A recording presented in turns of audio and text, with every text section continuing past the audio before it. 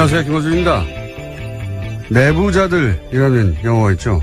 이 영화에 정치적 의도로 여론을 호도하는 언론 권력의 상징으로 이강희라는 가상인물이 등장합니다. 검찰 조사를 받은 한 피의자가 자신들에게 위협이 되자 그를 협박해 자살하게 만든 뒤 그 죄를 검찰에 뒤집어 씌우는 사설을 씁니다. 검찰의 과잉조사가 초래한 자살, 영화 속 사설 제목입니다. 이번 주 조선동아중앙의 사설 제목은 다음과 같습니다. 정치보복 수사의 비극, 자살불은 과도한 수사, 너무 거친 검찰 수사. 영화 속 사설과 완전 판박입니다. 국정원 공작에 초래한 한 검사의 죽음을 검찰 내부의 문제로 몰아가는 것. 적폐수사를 방해하려는 여론 호도의 전형적인 수정입니다. 내부자들은 픽션이 아니라 다큐였다. 김호준 생각했습니다.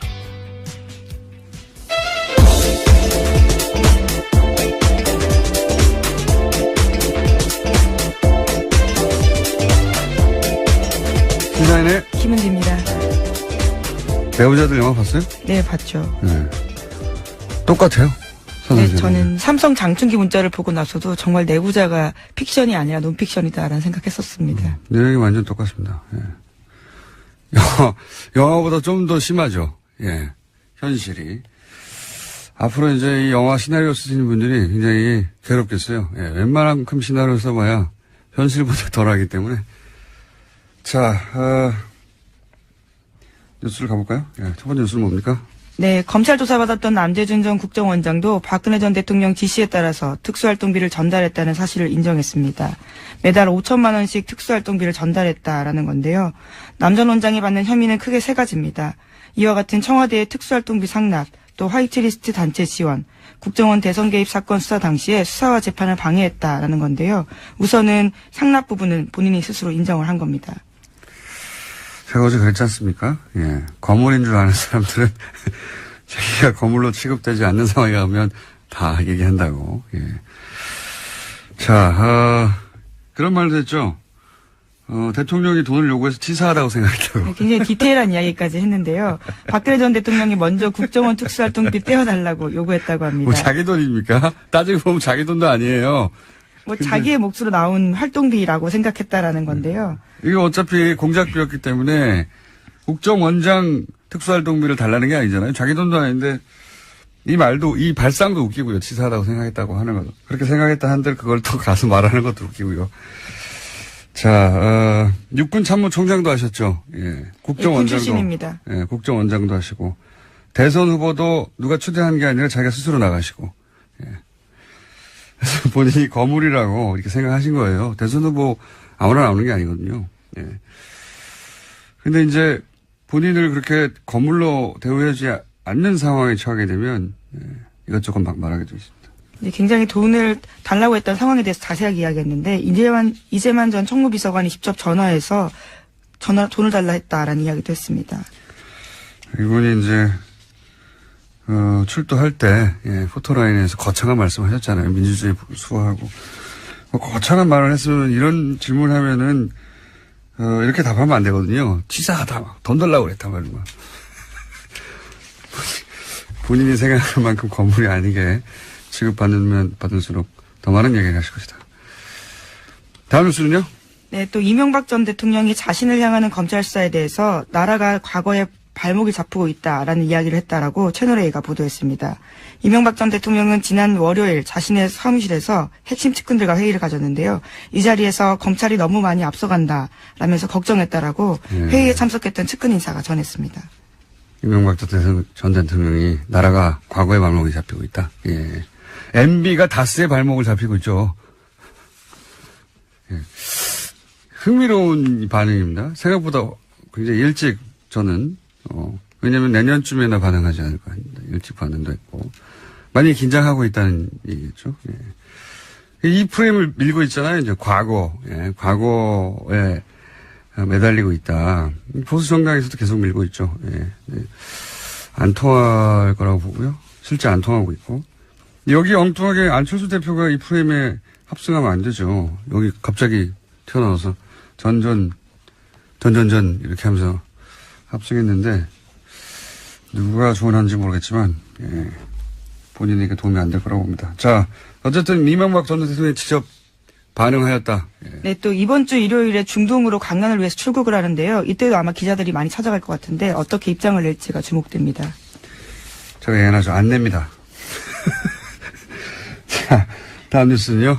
네, 김재철 전 MBC 사장의 구속영장이 기각됐습니다. 서울중앙지법 강부영 영장전담 판사가 기각 사유를 다음과 같이 밝혔는데요.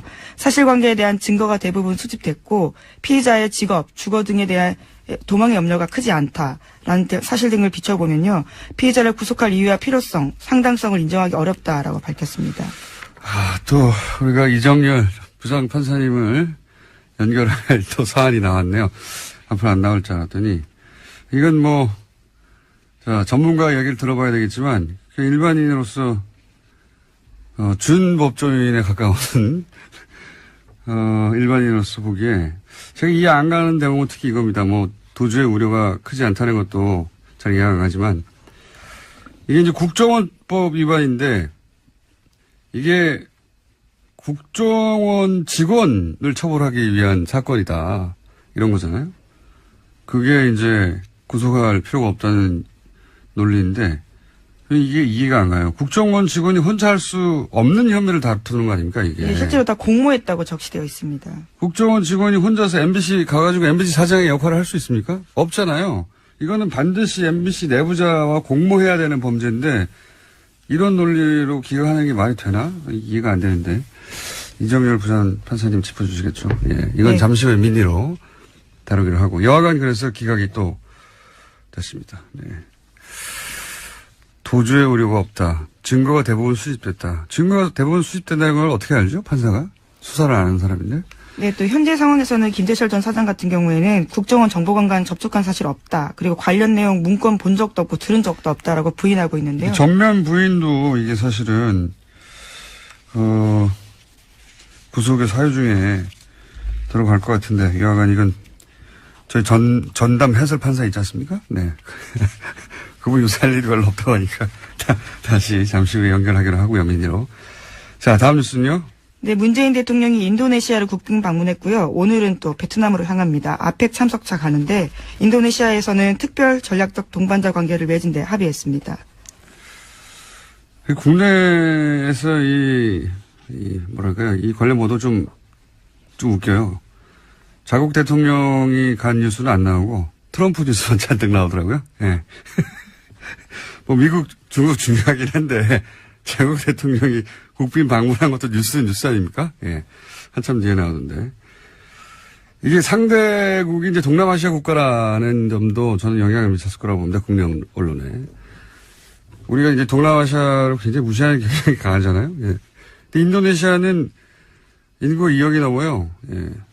세계에서 4번째가 그렇습니다. 아주 GDP 규모도 우리하고 비슷하고 바로 아래 정도. 아시아에 굉장히 큰 나라인데 우리 머릿속에 없죠. 우리 머리 지도에선. 예. 하도 서구 중심으로만 세계를 보는 데 익숙하다 보니까 이렇게 큰 나라에 가는데 우리 머리 지도에 없어요. 예. 근데 제가 이 인도네시아에 관심 있는 대목은 뭐냐면 그 얘기 하려고 시작했는데 2014년에 조코 위도돈가 하는 대통령이 조코위로 불릴 거야 아마. 네, 현재도 대통령입니다. 예, 애칭이 조코위예요. 인도네시아에서 최초의 평화적 정권 교체로 탄생한 대통령인데 인기가 굉장히 높습니다. 그 나라에서. 원래 이제 식민지 겪고 여기도 식민지 겪었죠. 일본을 우리하고 비슷한 부분이 있어요. 군부 독재도 오래 겪었고 우리하고 비슷하죠. 예.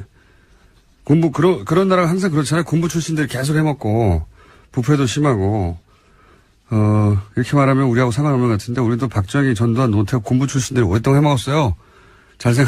이렇게 잘 생각해보시면 30년 이상 해먹었습니다. 군부 출신들이. 그래서 이렇게 동남아 얘기하면서 군부 출신이 오랫동안 권력을 장악했다 그러면 아유 그 나라 그렇지 이렇게 생각하는데 우리도 그랬어요.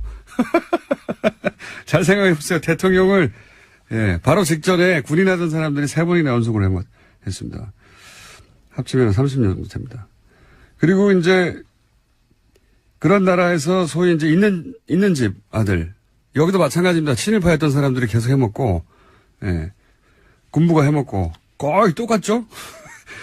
그런데 최초로 목수의 아들이 당선이 된 거예요. 20, 30대가 나서가지고 엄청나게 지지해서. 그래서 현재 인도네시아 오바마라고 불립니다. 이 사람이. 인기가 높고 서민 대통령, 사람 중심. 키워드가 비슷합니다. 역사도 비슷하고. 여하간 이제 우리 언론도 좀 이 머릿속에 세계 지도 있는 그대로 좀 바꿔야 되겠어요. 세계에서 지도상으로는 굉장히 큰 나라고 인구도 2억 몇 천만 명 됩니다. 세계 4위인가 그렇고 경제 규모도 굉장히 커요. 예. 트럼프 한번 보지 말고 아시아 연대도 중요하거든요. 예. 인식의 지평을 좀 넓히자. 호감도도 높아요. 그 나라에서 우리나라에 대한 실제 외환위기 때 일본 기업들은 다 빠져나갔는데 우리나라 기업 안 빠져나갔다고. 또 한류와 관련되어 있는 관심도 꽤 크다고 들었습니다. 한류는 그냥 예. 연예 정보지에서 다루면 되는데 정보 뉴스에서 이 나라 자체가 우리가 관심을 가지고 거꾸로 인도네시아도 우리한테 관심을 가질 만한 상호 유사한 역사도 가졌고 예. 인식도 나쁘지 않고 인도네시아 언론을 보니까 아주 크게 다뤘던데 우리는 관심이 없어요. 예. 자, 다음 순요. 네, 변창훈 검사 사망으로 국정원 댓글 수사 방해 사건을 두고 불거진 소위 보복 수사 논란에 대해서 검찰 내에서 반박 의견이 나왔습니다. 오늘 아침 한국일보가 전한 소식인데요. 댓글 사건의 피해자는 윤석열 개인이 아니라 국민과 국가다라는 겁니다. 서울중앙지검 관계자의 멘트로 인용된 이 보도는요. 소위 사법방해 사건 피해자인 윤석열 지검장이 이 사건 수사를 지휘하는 게 적절하냐라는 정치권 지적에 대한 반론 성격을 띠고 있습니다. 대응을 잘했네요. 예. 피해자를 마치 윤석열 개인인 것처럼 특정해서 윤석열 서울중앙지검장이 이 사건을 수사하면 안 된다라고 몰아가는 사실은 이제 약간 업그레이드된 논리죠. 네, 어제 국회 법제사법위원회 전체회에서 이런 이야기가 꽤 많이 나왔었습니다. 이 프레임에 넘어가면 안 된다고 봅니다, 저는. 예. 이게 조중동이 특정 사안에서 완전히 똑같은 사설을 일제히 낼 때가 자주는 아니지만 있어요. 예. 보수매체가 이런 걸 잘하는데, 예를 들어 대선처럼 굉장히 중요한 정치적 시즌에는 예전에 이런 얘기 있었습니다. 예전에 이런 보도도 있었고, 같이 모여서 해야 한다. 조중동에,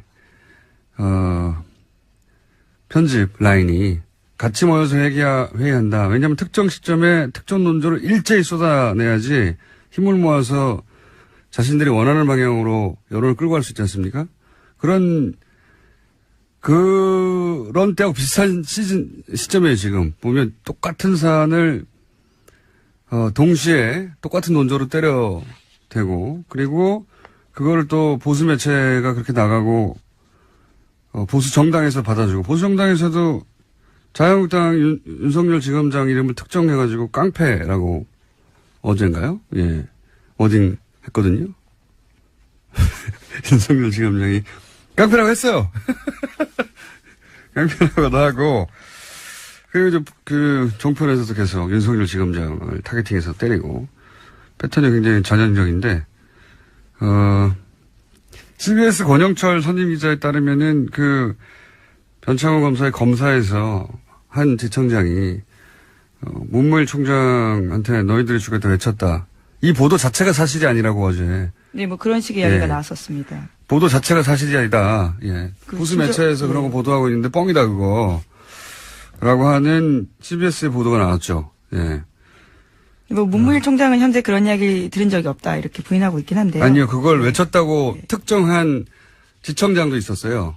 그 지청장도 그런 말을 한 적이 없다라고 CBS 권영철 선임이자 CBS만 유일하게 그 보도를 했고 나머지 매체들은 그게 기정사실화돼서 지청장 누구라고 해서 계속 나갔거든요.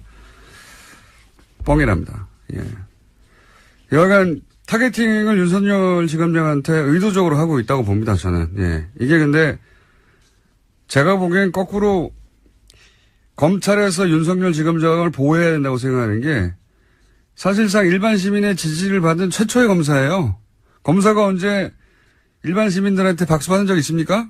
사랑받고? 검찰 스스로 제가 보기에는 방어해야 될 사안이라고 봅니다. 예. 자, 하여튼 뻥이랍니다. 박수 쳤다는 거는. 제가 어제 나온 보도에 따르면 한 곳을 때리고 있다. 윤 지검장을 무너뜨리면 기본적으로 이 적폐수사 관련해서 드라이브를 멈출 수 있다고 생각하는 것 같아요. 현재. 예, 상징적인 인물이니까. 다음 수는요? 네, 박근혜 전 대통령이 인권 침해를 당하고 있다라고 주장했던 MH그룹 기억하실 텐데요. 이들이 스위스 유엔 사무국에서 박근혜 전 대통령의 인권 침해를 비판하는 토론회를 열었습니다. 하지만 토론회장은 텅텅 비어 있었고요. 사람들이 거의 없었다라고 합니다. 그렇겠죠. 예. 사실이 아니기도 하거니와, 예, 아마 자신들이 발제했겠죠. 그 회사에서. 그러니까 그 상업회사에서 발제하는 토론에 누가 갑니까? 이런 사안에. 자, 텅텅 비었다고 합니다. 자, 다음 뉴스 하나 정도 더 하고 바로 이정길 판사님 연결해야 되겠습니다. 네, 한성숙 네이버 대표가 어제 직접 나서서 구글을 향해서 공개적으로 의혹을 제기했습니다. 지난달 31일에 국정감사에서 이해진 네이버 창업자가 세금도 안 내고 고용도 없다라면서 구글 비판한 적이 있는데요. 그러자 바로 구글이 반박했습니다. 그리고 일주일이 지났는데 다시 네이버가 공세에 나선 겁니다.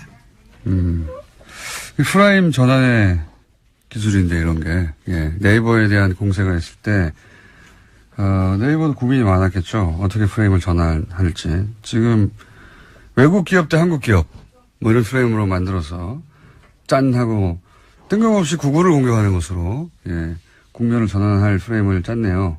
이거 누가 짠 건지 모르겠지만 잘못 짰다고 봅니다, 저는. 구글에 문제가 있다면 그건 그것대로 따지고 구글의 문제가 서로 있다 손치더라도 네이버 문제가 사라지는 건 아니거든요. 그리고 이렇게 스스로 이 대결 국면에 들어가서 뉴스를 제공할 필요가 없어요. 네이버 입장에서는 그냥 이 이슈가 등장하지 않는 게 좋은데, 예, 스스로 이슈를 만들어 주고 있으니까, 자, 이 싸움 가운데 네이버의 모순점도 또다시 뉴스거리가 되거든요. 예, 어제 7가지 문제나 제기했었는데요. 뭐 트래픽 비용, 검색 조작, 검색 알고리즘 이런 것들에 대해서 문제 제기했습니다. 돈 받고 키워드 올려주는 영업 같은 거, 예, 등등. 이 자신있게 이제 전선을 친 것 같은데, 제가 보기엔 누구머리에서 나온지 모르겠지만 잘못 짰다, 이 프레임은. 감사하게 받고, 자, 구글도 저희가 연결해보고. 이슈를 주셔서 감사하고. 자, 여기까지 하고, 이정열 부장판사님 연결해봐야 될 것 같습니다. 판사님? 네, 안녕하세요. 네. 제가, 소개해드릴게요. 법무법인 동안에 사무장으로 계신 이정열 전 부장 판사님이시자 영장 판사를 직접 지내셨고, 예. 지금은 변호사가 못 되고 계신 분입니다. 처음에 그렇게 시작하시면 제가 오늘 드릴 말씀에 신빙성이 좀 떨어지지 않을까요? 아니죠. 영장 실질 심사를 해본 사람이 대한민국에 몇 명이나 있다고요. 아, 네. 예. 예. 네. 자, 추명호 전 국정원 국익정보국장이 구속됐을 때, 이제 이정열 부장판사님은 연결할 일이 별로 없을 것 같다고 했는데. 저도 그럴 줄 알았습니다. 예. 네. 바로 나오네요. 자, 김재철 전 MBC 사장, 증거가 대부분 수집됐다. 그리고 이게 이제 도주류가 크지 않다. 또 하나는 이게 국정원법 위반이어서 국정원 직원을 처벌하려고 하는 거기 때문에 등등등 기억한다. 이거 어떻게 보십니까? 일단 지금 말씀 주신 것도 세 가지가 다 문제인데, 네. 처음부터 말씀드리자면은, 우리 청취자분들께서도 잘 아시겠습니다만, 이 구속영장 발부가 되려면 범죄 혐의가 소명이 돼야 되고, 예. 그 다음에 도주의 우려가 있거나 증거인멸의 우려가 있거나, 네. 뭐 이런 요건이 이제 필요한데. 거의 다 외웠어요. 저희 청취자들이 이제. 예. 이 범죄 혐의 소명 부분 보면, 이제 네. 영장 청구 기각사유에 이렇게 나오더라고요. 사실관계에 대한 증거가 대부분 수집되었다, 이런 표현이 나와요. 저도 그게 이해가 안 갑니다. 근데 이거는 일단 범죄 혐의 소명 부분을 보면, 예. 그러면 증거가 대부분 수집됐으니까 범죄 혐의 인정된다는 소리잖아요. 그렇죠. 예. 그러니까 그 부분 큰 문제가 안 되는 것 같아요. 근데 제 말은 다 수집됐다는 건 어떻게 알죠? 저는 그게 이상해요. 그러니까요. 그러니까 이게 증거인멸 우려가 없다는 거를 표현하려고 쓴 부분인 것 같아요. 그렇게 보면. 예. 예. 근데 좀 하나 또 좀 주의 깊게 보는 게, 물론 이제 지금 공장장님 말씀하신 것도 당연히 이제 당연한 말씀이고요. 예. 그런데 그동안에 이 중앙지법 영장전담 판사들이 써온 표현이 뭐였냐면, 기본적 증거가 확보되었다, 이렇게 표현했었거든요. 네네.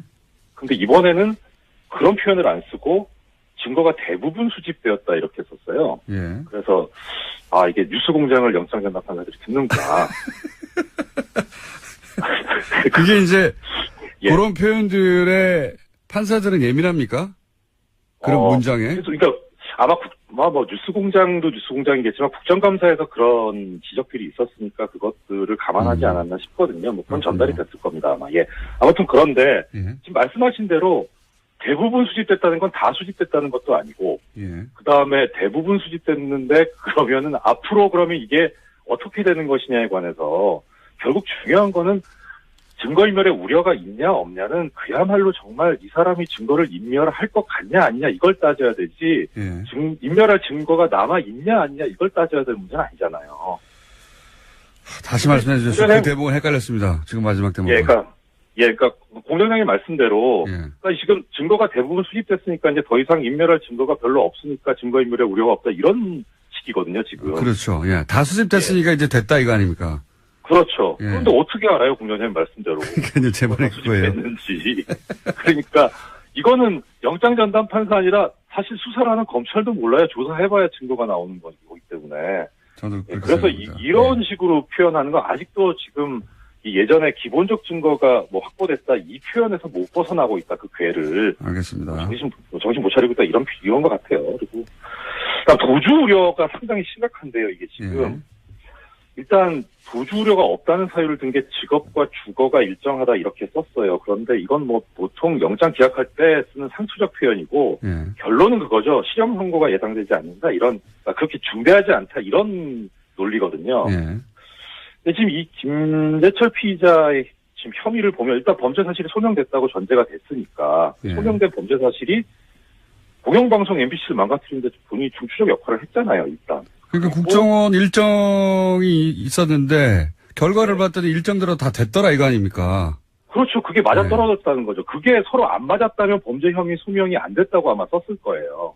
근데 그게 지금 맞아떨어졌거든요. 그러면은 국정원하고 어떻든 교감이 있었던 거 아닌가 싶긴 한데 뭐 그건 그렇다 치고 일단 저는 재밌게 생각이 드는 게 아까 공장장님도 잠깐 말씀 주셨는데 마지막 부분에 이 국정원법 위반죄라는 게 원래 국정원 직원의 위법행위를 처벌하기 위한 것인데 지금 김재철 피의자는 국정원 직원이 아니기 때문에 아니고 여기에 대해서 다투고 있으니까 이런 점도 감안을 했다 이렇게 되거든요. 저도 제일 이해가 안 가는 대목입니다 이게.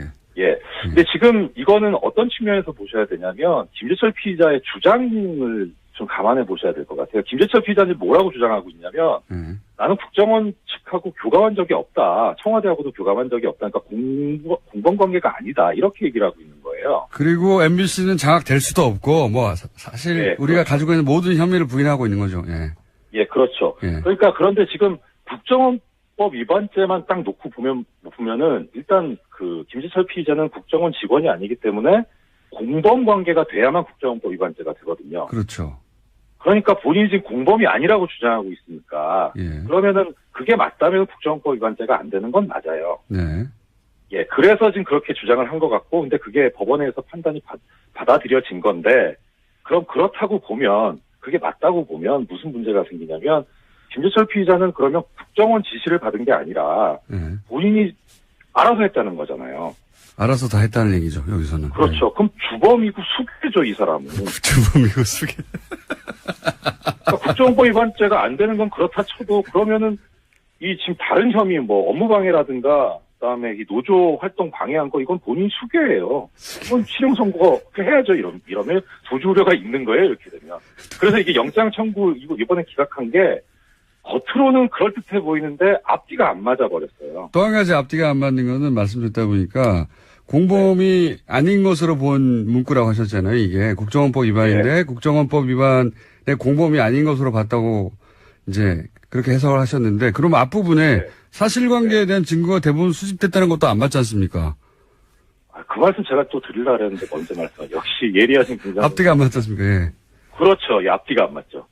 그러니까 왜 이렇게 앞뒤가 안 맞게 썼을까? 근데 일단 전제로 놓고 볼 수 있는 거는 크게 봐서 이게 결국은 이 블랙리스트의 일환이잖아요. 지금 그 MBC 내부에 있어서 이 블랙리스트 범죄에 대해서 중앙지법 영장전담들이 되게 가볍게 보고 있는 거 아닌가.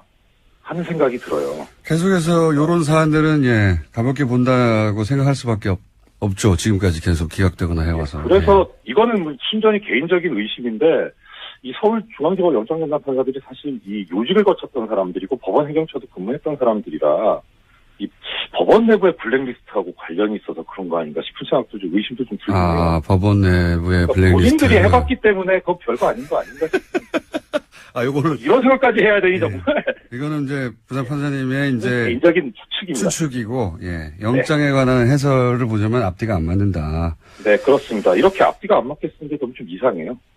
알겠습니다. 자 오늘 여기까지 하고요. 저희가 간만에 연결했는데 판사님 네. 연결했는데 불안해요.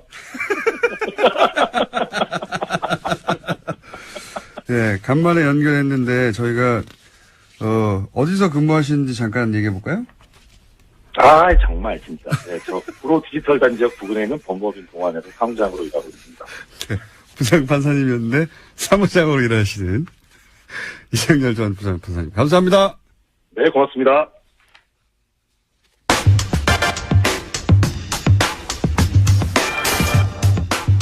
이제는 상영하는 극장이 하나도 없는 영화 저수지 게임에 또 그 얘기. 감동을 받고 농협 사건을 계속 하고 계신 분입니다. 더불어민주당 김현건 의원 나오셨습니다. 안녕하십니까? 예, 반갑습니다. 네. 좀 일찍 하셨으면 영화도 되고 좋았을 텐데 영화는 다 끝났는데 이제 끝난 다음에 계속 하고 있습니다. 그럼 예. 영화에도 한번 나가버렸을 텐데요. 예. 근데 그때 영화를 만들 때는요 아무도 관심이 없었어요. 사실 이 사건에 대해서. 주진 기자하고 저만 관심이 있었지. 자, 내용을 간단히 요약하겠습니다. 다시 210억을 농협이 대출을 합니다. 캐나다 부동산 사업에. 그런데 이 돈을 다 날립니다. 다 날렸는데 어떻게 날렸냐 봤더니 담보를 설정해야 되는데 담보를 설정을 안 하고 그리고 대출했으니까 이자도 받고 대출금 상환을 받아야 돼, 상환을 해야 되는데 그러기 위해서 통장을 만들어가지고, 일종의 자물쇠에 예. 해당되는 질권, 뭐, 전문 용어는 아실 필요가 없고, 하여튼, 그런 자물쇠를 잠궈놨는데, 당연하죠. 돈 받는 사람만 예. 그 통장을 열어봐야 하는 건데, 그 자물쇠를 풀어줘가지고, 또 예. 돈을 다 가져가 버렸어요. 예. 그래가지고, 담보 설정만 안 했다도 아니고, 담보 설정을 다른 사람이 받도록 해뒀다. 그렇죠. 수익증권은 담보 설정을 다른 사람 명의로 하고 예. 그리고 원금과 이자를 받기 위해서 공동 명의로 개설해 놓은 통장을 관리를 해야 되는데 농협이 예. 그 통장의 열쇠를 넘겨줬다. 이렇게. 예. 그러니까 돈을 다른 사람 받도록 해주고, 예. 키도 줬다. 그래서 줬다. 예. 돈을 그쪽에서 다 빼갔다. 예. 농협은 돈을 다 날렸다 이거예요. 말도 안 되는 사건이 벌어졌어요. 말도 안 되는 사건이. 이거는 금융권에 계신 분들은 뭐 듣자마자, 아니, 210억에 대한 돈에 대한 담보고 뭐고, 질권이고 다 날려줬다니, 이게 말이 되나 풀어줬다니, 이렇게 생각하실 텐데, 주변에 은행에 계신 분들한테 물어보세요.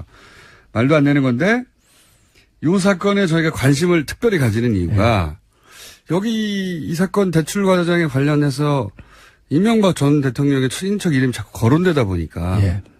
그렇게 주장하시는 분들이 있습니다. 주장하시는 분들은 있는데 저희가 크로스 체크가 안 되고 있는 거예요. 예. 그런 상황인데 첫 번째 이유가 그거고요. 두 번째 이유는 이렇게 말도 안 되는 일이 벌어지고 나서 이 돈이 흘러가서 입금된 계좌가 있는 은행. 예. 그 은행이 이명박 전 대통령 캐나다 은행. 예, 예. 캐나다에 있는 로얄 뱅크 오브 캐나다 RBC 은행이 이 자원외교 때마다 등장하는 은행이라는 거예요. 이후에 예. 자원에게 여러 가지 사건이 터질 때마다 예. 결국은 항상 RBC가 뚱뚱 나와요. 예. 그것도 이명박 전 대통령과의 연결고를 생각하지 않을 수 없는 사안이고 그 외에도 몇 가지인데 큰 덩어리가 그렇습니다. 그러다 보니까 이것이 정권 초반에 예. 일종의 프로토타입이 아닐까? 예. 요런, 실험작. 예. 요런 식의 어떤 작업을 한 다음에 혹시 이후에도 비슷한 작업들이 계속 있지 않을까 하는 의심 하나. 또 하나는 그 계좌, RBC 은행의 그 특정 계좌가 찾아서 그 특정 계좌에서 돈이 어디로 흘러갔는지를 계속 추적하면 뭐가 나오지 않겠는가. 그렇죠. 그 저수지가. 네 개의 그 계좌를 통해서 돈이 오고 간 흔적이 있으니까. 그러니까 농협은 210억을 출자를 했는데 원금은 전액 손실했지만 그 과정에서 60억의 이자는 받았다고 얘기를 하거든요. 예. 그 이자를 받은 통장이 그 네 개의 통장인데 예. 그 네 개의 통장 번호를 제가 갖고 있으니까 예. 이 통장의 거래 내역을 조회를 하고 예. 어느 쪽으로 돈이 어떻게 빠져나갔는가를 추적하다가 보면은 이것이 특정인과 연계가 되어 있는지 아니면 단순히 사업 과정에서 실패에 의해서 돈이 소진된 것인지를 예. 확인할 수 있을 것이란 이건 얘기죠. 캐나다하고도 공조를 해야 될 사안인 그렇죠. 것 같고요. 그러니까 공적기관에서 수사를 예. 해야 하는 사안인데 아직 안 하고 있기 때문에 예. 저희가 하라고 계속 하고 있는 겁니다. 그렇죠. 이게 단순 투자 실패가 아니라 통장 번호도 갖고 있다고. 권력형 비리일 수 예. 있다. 예. 그런 냄새가 아주 많이 난다. 예. 예. 그러면 오늘 여러 가지 얘기를 하시겠지만 혹시 예. 이 프로토타입일 수도 있다라는 의혹은 오래전부터 저랑 주진우만 주장해 왔어요. 아무도 예. 관심을 안 가져서 참 외로웠는데 프로토타입일 수 있다. 유사한 어떤 투자 방식이 뒤에 나오는 거 찾아보신 거 없습니까? 예. 그 얘기 들어가기 전에요. 예. 그 수익증권을 담보로 해서 90억을 현지 개발업체 대표가 찾아가고 그리고 그 돈이 그 토지 매입과 연결이 되거든요. 예. 그런데 그 토지에 대한 근저당권을 농협이 설정을 합니다. 예. 그런데 이게 나중에 사고가 터지고 나서 예. 현지 조사를 가게 되는데 예. 그런데 근저당을 설정해 놓은 기관, 국내 기관이 예. 농협만 있지 않고 예. 다른 국내 은행이 2순위, 예. 그러니까 이 순서를 투지가 필지가 여러 개이다 보니까 아. 농협이 1순위인 것도 있고 그 은행이 2순위인 것도 있고 이것이 바뀌어 있는 것도 있고 예. 예. 그렇다라는 거를 보고 예. 얘기를 하는 사람이 있어요. 어허. 그 얘기는 뭐냐 그러면 농협만 이 투자에 연계되어 있지 않고 다른 은행도 예, 다른 은행도 그거 저희도 몰랐습니다. 예, 다른 은행도 우리 서류를 안 보여주니까. 아하. 그래서 이게 농협만 연루된 게 아니다. 연루된 게 아닐 가능성이 있다. 아. 예, 근저당에 국내 다른 은행이 이게 설정이 되어 있다는 얘기는 농협만 210억이고 다른 은행이 또 있을 수도 또 있을 있다. 수도 있다. 예. 처음 알았습니다. 그래서 그 얘기를 말씀을 드리고 이건 단순한 사건이 아니니까 네. 반드시 조사를 해야 된다. 영화도 만들었지 않습니까? 예. 잘하셨습니다. 극장에서 다 내려갔는데 예. 그때 하시셔서 이 얘기를 했으면 얼마나 좋았을까. 그 말씀을 드리고요. 예. 그리고 이제 이게 이제 확대될 수도 있겠군요. 예. 아하. 그리고 2009년도에 예. 산업은행하고 예. 수출입은행하고 농협하고 미국에 그 천연가스 투자를 합니다. 그런 건 너무 많이 해가지고 예. 예, 어쨌든 하는데 결국 그 세 개의 기관이 합쳐서 3천억의 손실을 봅니다. 200억하고는 비교가 안 되는 비교가 안 됩니다. 3천억. 예. 근데 우리가 이제 수출입은행이 이게 다 이제 그 관치은행적인 성격들을 갖고 있는 기관들이지 않습니까? 네네. 수출입은행이 330억의 손실을 보는데 왜 니네가 도대체 여기에 참여를 해가지고 수출입은행은 330억. 네, 농협은 170억. 예. 산업은행은 여기 농협도 또 꼈어요? 농협이 또 끼어요. 또 끼는데 그 돈도 상호금융 특별회계의 돈입니다. 냄새가 나네요. 네.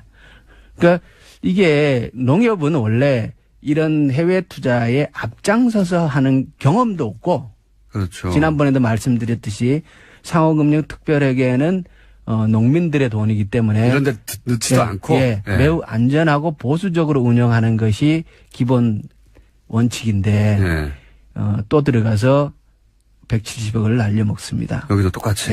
날려먹는데. 근데 여기는 170억은 3천억 중에 일부일 뿐인 거네요. 이번에는. 이게 이제 펀드가 하나는 아니에요.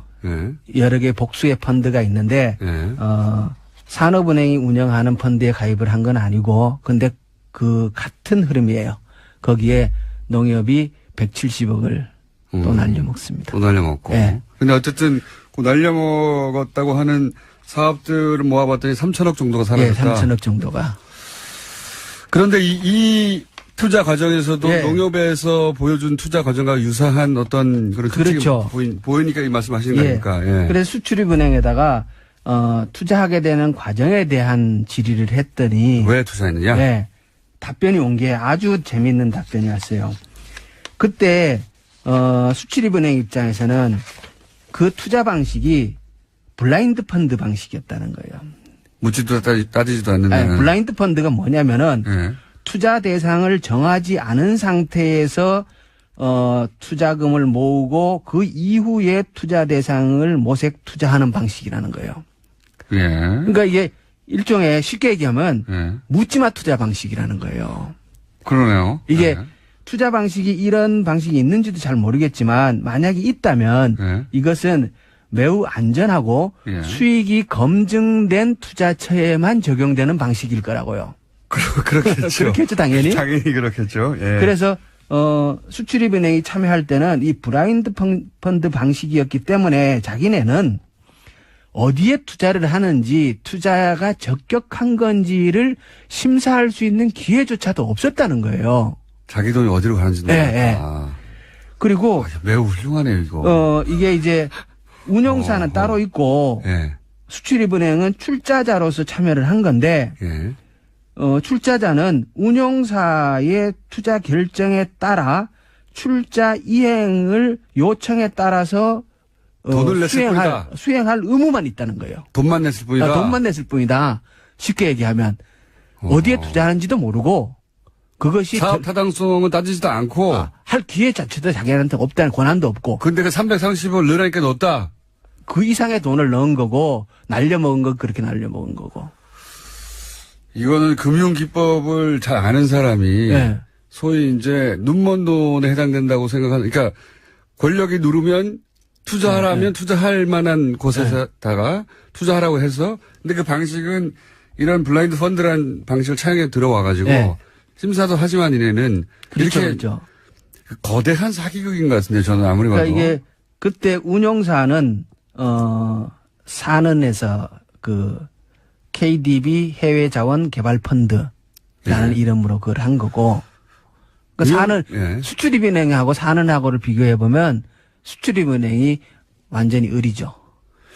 그러니까 이명박 대통령 시절에 우리가 의혹을 가진 사건들의 특징은 네. 다 있는 절차를 밟아요. 아, 그래요. 예. 있는 절차를 반드시 밟긴 하는데 예. 그것을 거기에 해당되지, 그러니까 있는 절차인데 거긴 안 맞는 절차를 끌어와가지고 씁니다. 어쨌든 절차를 밟는다 이거죠. 그리고 나서 나중에 문제가 되면 무슨 소리야, 우리는 절차를 밟았는데 이런 사안이 되게 많아서 잡아내기 어려워요. 근데 여기는 블라인드 펀드라는 방식으로 이런 예.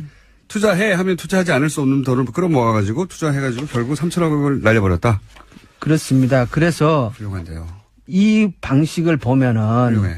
그러니까 농협이 당시 2008년도 캐나다 토론토에 투자를 할 때는 이러한 정형화된 틀을 갖추진 않았겠지만 예. 결국은 그때도 농협은 투자 타당성 조사와 네. 적격성 심사를 할 수 있는 권한이 없었을 거라는 거예요. 실제로 안 했다고 하니까요. 네. 예. 그리고 기록에 보면은 심사위원회에서 당일 투자 결정을 했다고 하니까. 당일. 아니, 이 대출을 받는 회사가 그 전전날인 가서 만들어줘요. 그래.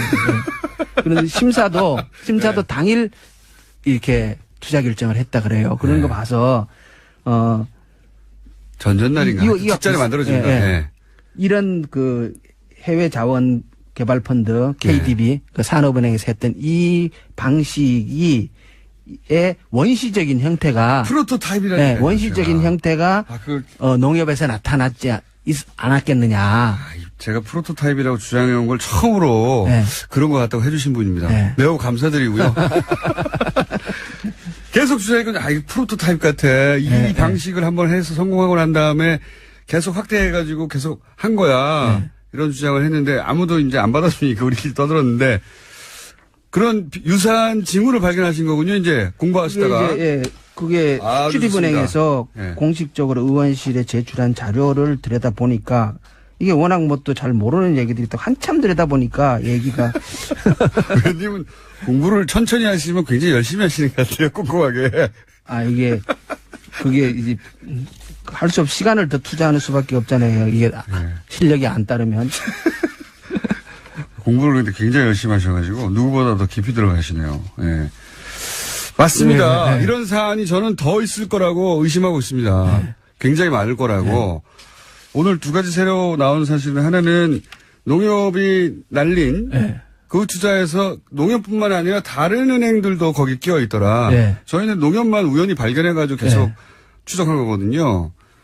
몇 년째. 근데 거기 이제 국회의원이 직접 투입되기가 역시 자료를 직접 받아볼 수 있으니까. 다른 시간이 얼마나 은행이니까. 남았어요? 할 얘기가 하나 더 있는데. 하나 더 있으니까. 네. 지금 4분 남았고요. 또 하나는 네. 이거하고 유사한 방식으로 이루어진 게 아닌가 의심되는 사안들이 나타나기 시작했고 더 큰 액수들이 날아간 게 있더라. 예. 더 공부해야 되겠네요. 예. 그리고요. 꼭 말씀하실 걸. 지난번에는 이제 시작하기 전에 네. 본론에 들어가기 전에 MB가 했는 큰 일들 여러 가지를 설명을 했는데 예. 농협을 지주회사 그러니까 주식회사로 바꾼 거, 그렇죠. 그다음에 GMO 식용 GMO를 수입하기 시작한 거. 예. 근데 MB가 또 뭔 일을 했냐 그러면 원래 이렇게 농업이나 축산업에는 대기업의 진출이 금지되어 있어요. 막혀 예. 있었어요. 예. 그런데 MB가 들어와 가지고 축산 계열화 사업이라는 법을 만들고 축산 계열화 사업. 양계나 양동 같은 축산업의 대기업의 진출을 허용해 줍니다. 아, 그때 그렇게 됐습니까? 그때 합니다. 아하. 그래서 지금 양계에서 특히 육계 CJ 계란 이런 게 그때 나온 거예요, 그러면? 그건 이제 그건 다른 얘기입니까? 조금 다른 얘기. 그건 이제 네. 유통에 관한 얘기고 지금 할인. 예, 할인. 육계의 95%를 기업이 장악하고 있어요.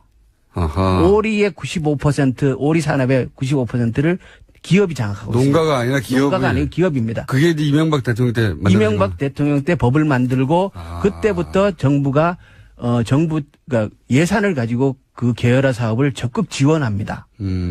그래서 지금 특히 닭은 예.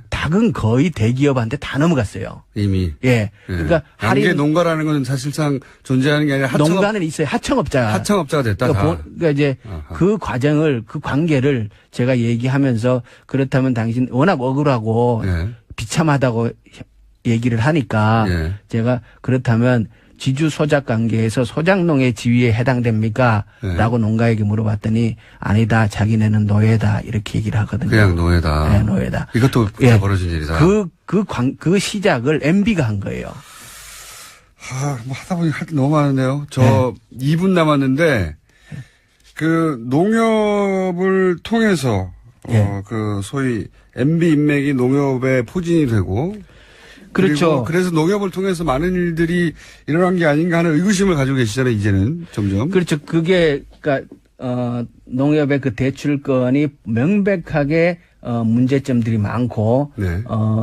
그 뭡니까 감사에 의해서도 여러 가지 지적이 있었는데 예. 그 부분이 완전하게 의문이 해소되고 척결되지 않은 이유가 도대체 뭘까? 예.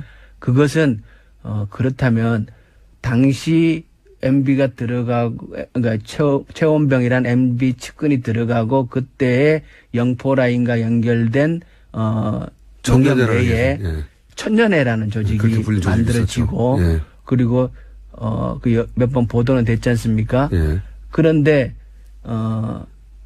그 농협 내의 사조직과 예.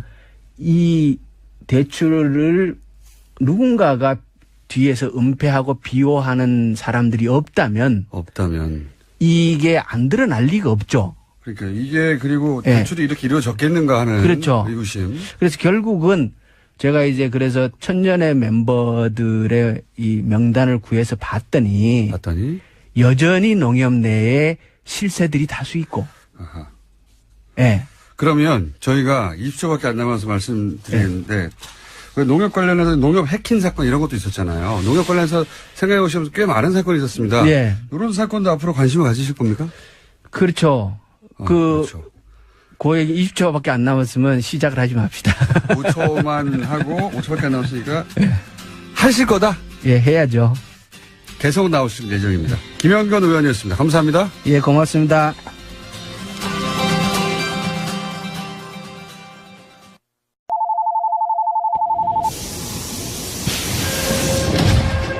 줄임문 닫습니다. 닫습니다. 닫습니다. 김어준의 뉴스 공장.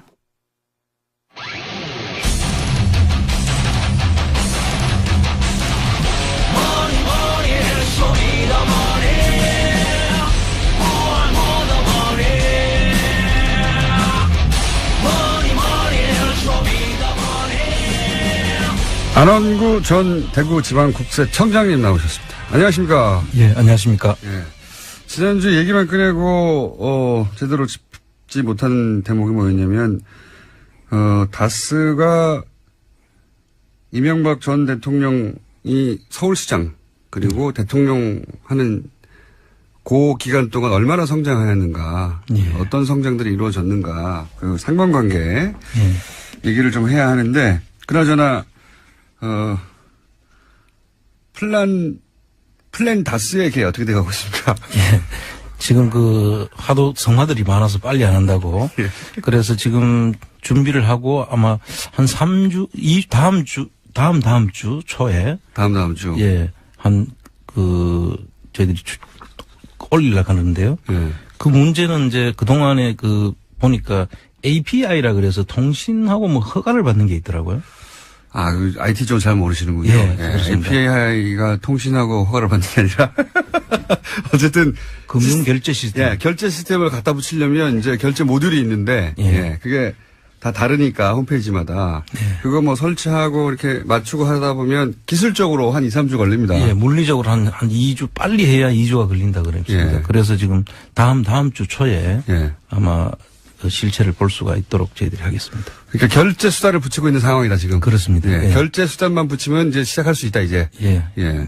회원 가입을 하고 예. 또 뜻이 있는 분들은 플랜다스 기회로 또 가서 할 수 있도록 그렇게 하고 지금 있습니다. 다스 쪽에서는 굉장히 긴장했을 것 같은데요. 이거 아마 그런 이야기도 들리고 국감장에서 나온 이야기 중에 하나가 지금 우리가 살라고 하는 그 3%를 예. 타지를 해왔다는 곳이 있었다고 그러더라고요. 타진 사겠다고? 예. 어느 쪽에서 그랬답니까?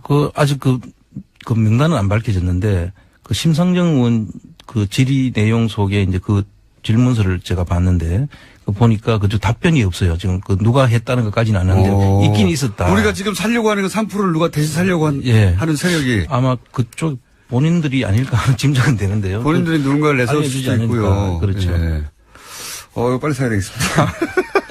얼마나 걱정되겠습니까, 지금? 그리고 지금 가져갈까 봐. 국감장에서 나온 이야기를 하나 더 전하면 지금 다스를 상장해라. 예. 그리고 기업 정부가 추진하는 상장을 한번 해야 되는 거 아니냐라고 해서 긍정적인 답변을 받았다는 이야기도 있습니다. 이거 큰일 났네요. 우리가 빨리 사야지 기왕이 좋은 일 하면서 많은 이익을 돌려줄 수가 있습니다. 다스의 실소유주 입장에서는 굉장히 걱정되는 상황들이 자꾸 벌어지고 있네요. 그렇습니다. 예. 주식을 빨리 사야 되겠습니다. 자, 2주 후에는, 대략 2주 혹은 3주 늦어도 후에는 플랜 다스에게 예. 시동이 걸린다. 예. 자, 그러면 이제 다스가 지금 현재 얼마나 잘 나가는 회사인지를 한번 일단 짚어볼까요? 예. 지금 다스가 자본금 30억으로 돼 있습니다. 그거밖에 안 됩니까? 예, 자본금 30억인데 네. 이익잉여금으로 유보되어 있는 금액이 예.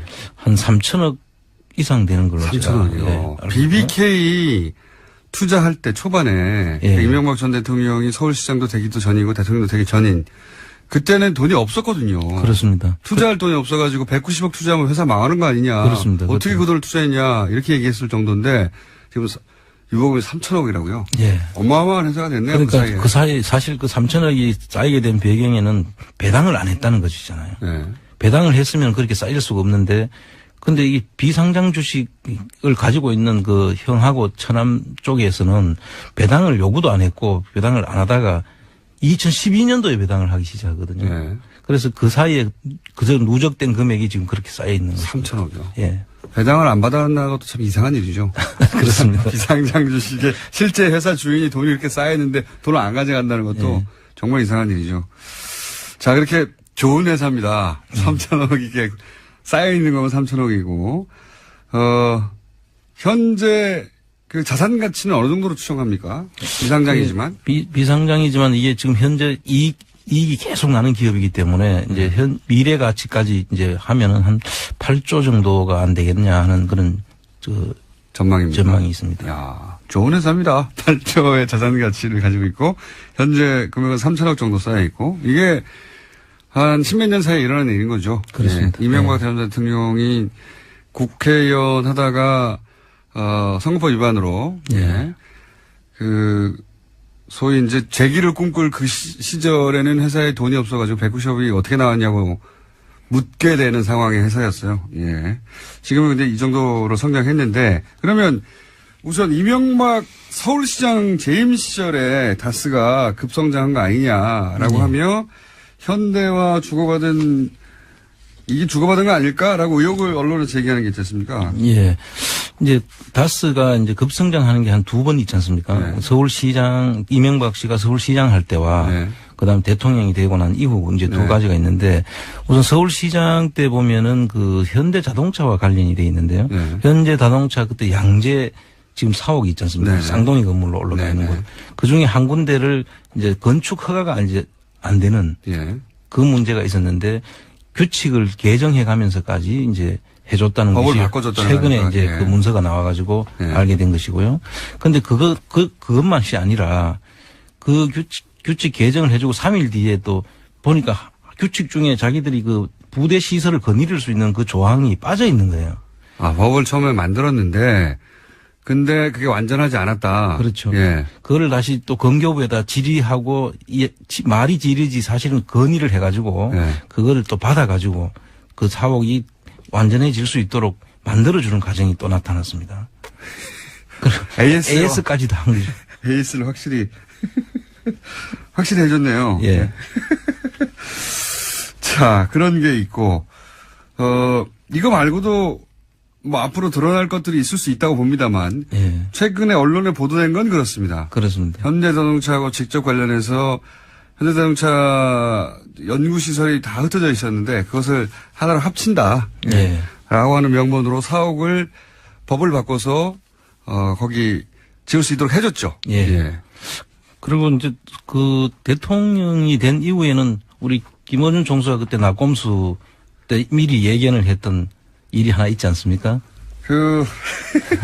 이건 아직 밝혀진 건 아니고요. 제가 6년 전에, 거의 7년 가까이 됐습니다. 6년 전쯤에, 이명박 대통령 취임하자마자 내세웠던 여러 가지 중에 하나가 뭐냐면, 자동차 면허시험 간소화라는 게 있습니다. 면허시험 간소화. 제가 이 뉴스가 나오자마자, 이것은 다스의 매출과 관련이 있다라고 그때 예언한 적이 있습니다. 예언. 나는 컴스타라고 하는 팟캐스트 방송에서 초창기에 이 사안은, 왜냐면은, 생각해 보시면, 운전면허를 간소화하면, 그렇죠. 운전면허를 따는 사람이 많아지고요. 운전면허를 따는 사람이 많아지면 자동차를 많이 사게 되고요. 자동차를 많이 사게 되면 시트가 많이 들어갑니다. 그래서 다스 매출과 관련이 있다고 제가 7년 전에 예언한 바가 있습니다. 진짜 성견지명이 있었습니다. 그리고 실제 운전면허 간소화로 엄청나게 많은 문제가 발생했죠. 문제가 발생하고 그다음에 운전면허 간소화 때문에 교통사고가 늘어났다고 막 주장했는데 이 통계를 대통령 재임 기간에는 잘 안 나왔어요. 근데 대통령 끝나고 나서 문제가 많아가지고 이제 간소화 폐지됐지 않습니까? 나중에 결국 간소화 폐지됐어요. 그래서 뭐 T자나 경사로 코스 이런 거 다시 만들어졌거든요. 그때 쑥 지나갔습니다. 그냥 아무나 생각해 보시면 폐지하고 나서 통계가 나왔어요. 어떤 통계가 나왔냐면 폐지하고 났더니 초보 운전자 교통사고가 절반 가까이로 줄었다. 그랬다는 얘기는 그 이전에 그만큼 늘어났다는 거 아닙니까? 그렇죠. 그러니까 줄었다는 통계만 나왔거든요. 그 다음에 운전 면허자, 그러니까 연습 면허가 또 있지 않습니까? 연습 면허로 교통사고가 난 게 또 확 줄었다. 그러니까 간소화가 폐지가 되고 나서 초보 운전의 교통사고나 연습 면허자의 교통사고 확률이 확 줄었으니까 절반 가까이. 그 전에 늘어났었다는 얘기죠. 그렇죠. 예. 그때 아무한테도 이득이 안 되는 간소화였어요. 면허 따기 붐이 일어서 외국에서도 한국에 와서 면허 따기. 중국에서요. 예, 그렇죠. 예. 중국에서 관광 상품이 그때 있었어요. 예. 왜냐하면 전 세계에서 가장 쉬운 그 운전면허 시험이니까 와가지고 우리나라에 며칠 있으면서 고사의 운전면허 따는 관광 상품을 중국에서 개발해가지고 팔았어요. 그렇죠. 근데 참 사고나 이런 건 전혀 염두에 두지 않고 매출에만 신경을 써가지고 그렇게 했다면 정말 이건 참. 운전면허 간소화가 사회에 주는 이득이 없지 않습니까? 그렇죠. 사회에 주는 이득이 없고 하도 운전면허가 엉망진창이니까 중국에서 한국에서 딴 국제운전면허증을 인정하지 않는다고 했어요. 중국 상해에서는 한국에서 딴 면허는 인정 안 하는 걸로 완전히 고쳤죠. 그런 말도 안 되는 일이 벌어졌어요, 그때. 근데 그거를 문제 삼지 않았는데. 예. 그 당시 생각해 보시면 운전면허 간소화는 이제 교통사고를 당연히 느리게 돼 있지 않습니까? 그냥 상식으로만 생각해도. 근데 그 정확한 통계를 이제 경찰청에서 제대로 잘 안 내다가 폐지된 다음에 냈어요. 거기 보면 줄어든 게 나옵니다, 수치가. 늘어났다는 거죠, 그 전에 그러니까. 그때 그 순간에 벌써 그걸 캐치했다는 게 참 대단하다고 저는 생각합니다. 오늘 김정수가. 저도 칭찬받아야 된다고 봅니다. 운전면허 간소화 그거 나오자마자 이건 다스의 매출과 관련이 있다라고 제가 7년 전에 주장했습니다. 아무도 귀 기울이지 않았습니다. 이때는. 자, 대통령 된 이후에는 얼마나 늘어났습니까? 대통령 되고 난 뒤에 지금 현재까지 보면 2조 한 7천억 가까이 된다고 그래요. 예. 그럼 최초 2000년도에 한 천억 되니까 거의 엄청난 변화고 봐야 되죠. 한 20몇 배가 늘어났죠. 대통령이 역시 사이즈가 크네요. 대통령이니까 20몇 배로 늘어났다. 그중에 운전면허 간소화는 저의 추정입니다만, 네. 상관관계가 있을 수 있다고 저는 그때 간소했던 이유도 국민의 불편을 줄이겠다 이런 이유였어요. 그렇죠. 이게 말이 됩니까? 생각해보면 운전면허는 엄격하면 엄격할수록 더 좋은 겁니다. 국민 안전을 생각하면. 그렇습니다. 예. 차량은 흉기잖아요. 제대로 운전하지 않으면. 근데 국민이 운전면허 따기 불편하다고 간소화하겠다고. 그렇죠. 그리고 실제로 간소해버렸어요. 그래가지고 T자하고 어려워하는 거 있지 않습니까? 그때 따신 분들이 있는지 모르겠는데 T자도 없고 경사로도 없고 그냥 쭉 갔다가 나오는 거예요. 시동 걸자면 통과가 된다. 이렇게 얘기했었거든요, 그때. 화나네요, 갑자기 그 생각이 나가지고. 그때 그 시절에. 이런 것도 상관관계가 있을 수 있다고 저는 충분히 생각합니다. 네, 그렇습니다. 예. 네. 자, 그때 있었던 특혜가 그러니까 대통령 재임 기간의 특혜가 지금 확실히 밝혀지는 건 없죠. 예. 예. 지금 추정하고 있는 거 아닙니까? 그렇습니다. 예. 그런 일들이 서울시장에도 이제 밝혀진 게 하나 있는데, 대통령 재임 기간에 그렇게 크게 늘어났는데, 예. 자동차 산업이 갑자기 20배 이상 호황이 된 건 아니잖아요. 그렇죠. 예. 네. 그 회사만 그렇게 늘어났느냐, 궁금하다. 예. 그러면서, 이건 앞으로 계속 저희가 추적해 갈 사안이죠. 그렇죠. 예. 그러면서 지난 시간에, 이런 식으로 대통령이 취임하자 대통령과 관련이 있거나 그 대통령 친인척이 운영하는 회사의 매출이 크게 는 경우의 사례로 박근혜 전 대통령 때는 대유에이텍이라는 회사가 있었다. 예. 그룹이 있었다. 이렇게 언급만 하고 지나가셨어요. 예. 그 대유에이텍이라는 회사는 이제 전라남도 강주에 있는데요. 네. 강주에서 이제 기아 자동차에 납품을 전량을 납품하는 회사입니다. 기아에. 예. 이것도 현대기아이네요. 예. 예. 그래서 이 현대 기아차가 다 같은 회사니까요.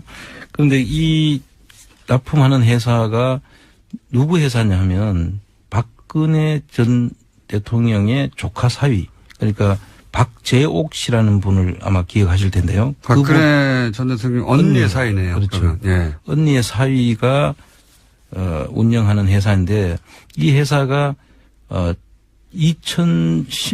2000년도에 사실 2000년도 초에는 크게 매출이 거의 없는 회사였어요. 예. 그러다가 이제 대유 에이텍과 대유 DMC라는 두 개 회사가 있었는데 예. 그게 2009년도에 합병을 하면서 예. 2010년도부터는 미미하던 이 회사들이 예. 2배, 3배씩 급성장을 합니다. 예.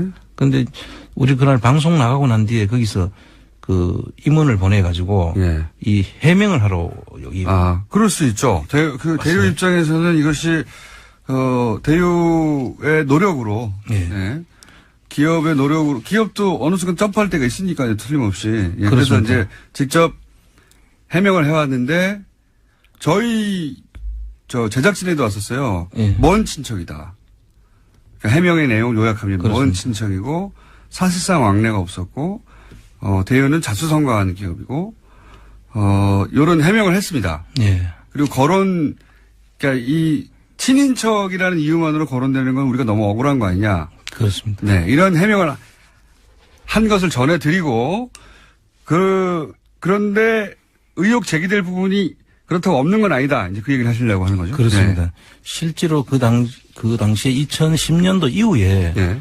2010년도를 우리가 생각해 보면 그 당시에 박근혜 씨가 그 당시에 다음 대통령 후보로서 가장 유력하게 유력한, 예. 거론되는 시점이고 또 거기에 이 대유에서 후원금을 많이 계속 했다는 거예요. 후원을 하긴 했다. 예. 뭐 친인척이니까 할 수 있죠. 할 수 거기까지는. 있고. 예. 그런데 그 이후에 한 몇 배가 더 성장을 하니까 네.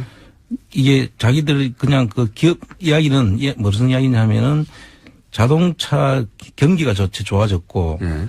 그다음에 이제 기술 개발로 인해 가지고 자동차를 가격이 이제 납품하는 가격이 이제 커졌다는 그런 유의 이야기인데 자동차 산업이 커져서 같이 커질 수밖에 없었다. 이런 예. 거죠. 또 재밌게도 자동차 여기도 시트를 합니다. 그래, 똑같습니다. 예. 그런 점에서 같이 떠올려 볼 수밖에 없는 사정이기도 한데 자, 그러면은 단순히 대통령의 친인척이라는 것만 가지고 의혹을 제기하면 또 억울하지 않습니까? 네. 근데 다스라든지 대유를 제외하고도 다른 데도 이런 시트를 납품한 데가 있거든요. 네, 그렇죠. 그런 데는 이렇게 성장을 할 수가 제 말이 없었어요. 그겁니다. 예. 자동차 시트 회사가 거기만 있느냐. 그럼 자동차 산업의 호황만으로 갑자기 10배 성장할 수가 있느냐. 유력 정치인으로 부상하고 차기 대통령 후보가 된 이후로 대략 한 10배 가까이 성장했으니까요. 자기들 계열사의 대유 에이텍과 대유 DMC가 합병을 하면서 예. 했기 때문에 매출이 늘어난 것이라고 설명을 하고 있는데요. 예. 이분들이 합병할 때만 해도 한 2천억 수준이었어요. 예. 그런데 지금 1조 2천억이 돼 있거든요. 그렇군요. 합병 이후 6배 정도 성장했다. 예. 그래서 예. 그 가정들이 박근혜 정부 10년간은 매출이 한 10배 정도 떴습니다. 그렇습니다. 10년간은. 2010년부터 2010년도 채 안 됐죠. 예. 그러니까 10년부터 쳐서 2017년까지 지금 1조 2천억이 성장했기 때문에 아주 급성장한 것이죠. 다른 데는 이런 데가 없습니다. 박근혜 전 대통령이 대통령에 취임한 해에 기아차 광주 공장에 물량을 100% 독점 공급하네요. 네. 그렇습니다. 독점이 이게 어느 정도 자주 있었던 일인지 한번 따져봐야 되겠네요. 참 힘든 이야기죠. 이 독점을 한다는 이야기는 그동안에 이 장치 산업 아니겠습니까? 예. 이 장치 산업들은 한번 투자를 했다가 그 회사가 망하면은 다시 일어나기 힘든 회사예요. 예. 그럼 다른 기업들이 하던 회사들은 다 망했다는 이야기인데. 예. 그렇죠. 그런데 오로지 대유 에이텍의 100% 독점 공급. 그렇군요. 그럼 그 설비 투자 같은 걸 다 해놓고 예. 납품을 못하게 되면 그런 회사들은 망하는 거죠. 그러니까요. 경쟁사들은 다 망했다는 얘기인데. 예. 거의. 예. 자동차 알루미늄 휠은 현대기아차에 한국GM에도 납품을 했고요. 그리고 이제 여기 계열사 중에 좀 눈에 띄는 게 스마트 저축은행 인수가 눈에 띕니다. 그렇습니다. 네. 이게 이제 스마트 저축은행을 인수를 하는데 그 당시에 이제 금산 분리 원칙에 의해 가지고 예. 원래 금융하고 산업을 같이 한 그룹 내에 못 두도록 되어 있지 않습니까? 예. 그래서 항상 금융하고 이제 산업은 분리해서 예. 관리하도록 이렇게 이제 지주회사도 나누도록 하고 삼성도 그렇게 해서 이제 금융하고 산업을 나누다가 요번에 예. 그런 일들이 발생했는데요. 이런 거를 하는데 이 받기 어려운 업체를 아마 샀다는 것이고 2010년도에 샀더라고요. 이거는. 네. 그러고 난 다음에 또 서울 신용평가를 서신평이라고 하는 회사를 사는데 그게 원래 예금보험공사에서 사게 되는데 네. 그 평가가 살 수 없는 부적격한 업체로 이제 그 당시에 됐다는 거예요. 근데 그 예금보험공사에서 그 당시에 부적격한 업체로 되는 것도 그 우선 협상 대상자로 이제 받아줘가지고 부적격으로 평가받았는데 우선 협상 대상자가 됐다. 선정했다는 겁니다. 그렇군요. 이 그 스마트 저축은행 인수 당시에도 그때 문제 제기가 좀 있었어요. 예. 네. 그때 솔로몬 저축은행에서 돈을 빌려서 인수했거든요. 그렇습니다. 자기 돈이 아니라 돈을 빌려서 인수를 했는데 이 인수에 대해서도 당시에 논란이 됐습니다만 그때는 자영 그때 새누리당이죠. 예. 네. 새누리당이 집권하던 시절이었고, 예. 그리고 박근혜 전 대통령이 최고의 대선 후보였던 시절이었고, 그게 넘어갔습니다 그때. 네. 문제 없다.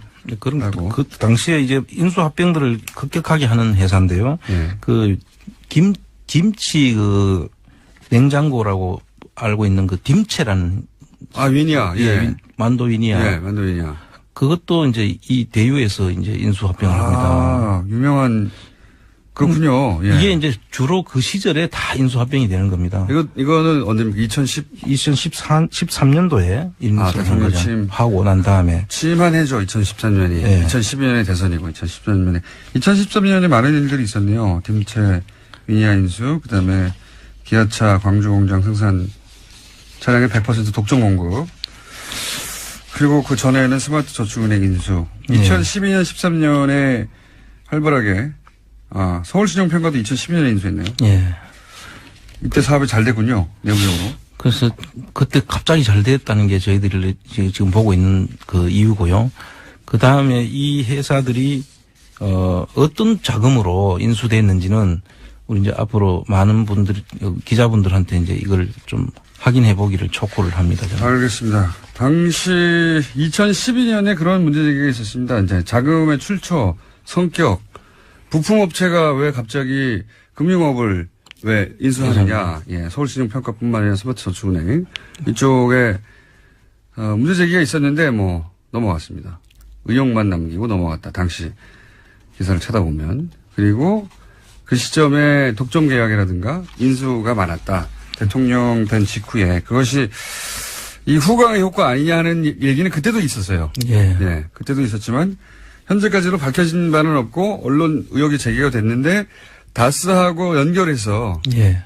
대통령 친인척, 왜냐하면 다스도 대통령이 아니라 대통령 인척이 소유한 것으로 형식적으로는. 네. 예. 인척이 소유한 것으로 제기된 거라 비슷한 사례가 아니냐 해서 들여다봤고요. 대유의 반론은 저희가 계속 봤습니다. 네. 일단 기본 해명은 했고요. 예. 이런 문제 제기에 대해서. 자, 오늘 여기까지 하고요. 2주 후면 플란 다스에게가 드디어 개봉한다. 오랫동안 얘기해왔는데. 예. 지금 올해 내내 얘기한 거죠, 이게. 그렇습니다. 올해 내내 얘기한 건데. 이게 빨리 상장이 돼버리면 예. 저희들이 닭조 등기에 지붕 쳐다보는 게 될 수가 있어서. 상장되면은 그 가격이 폭발하겠죠. 예. 이렇게 좋은. 대박 나는 거죠. 대박 나는 거죠. 예. 아니, 우리가 사고 상장되면 좋죠. 그렇습니다. 그럼 대박 나는 거고요. 그 3%를 누군지 알 수 없는 누군가가 더 비싼 가격으로 살 수도 있습니다. 예, 지금 벌써 입지를 했다고 하더라고요. 누가 했는지 모르는 거죠, 지금. 그렇죠. 지금 그건 밝혀주진 않는데 예. 한 것은 사실인 것 같습니다. 그러니까요. 우리만 노리는 게 아니에요. 자, 오늘은 여기까지 하겠습니다. 지금까지 오늘 번개가 없었네요. PD가 잤어요. 안홍구 대구지방국세청장이었습니다. 전 감사합니다. 예, 감사합니다.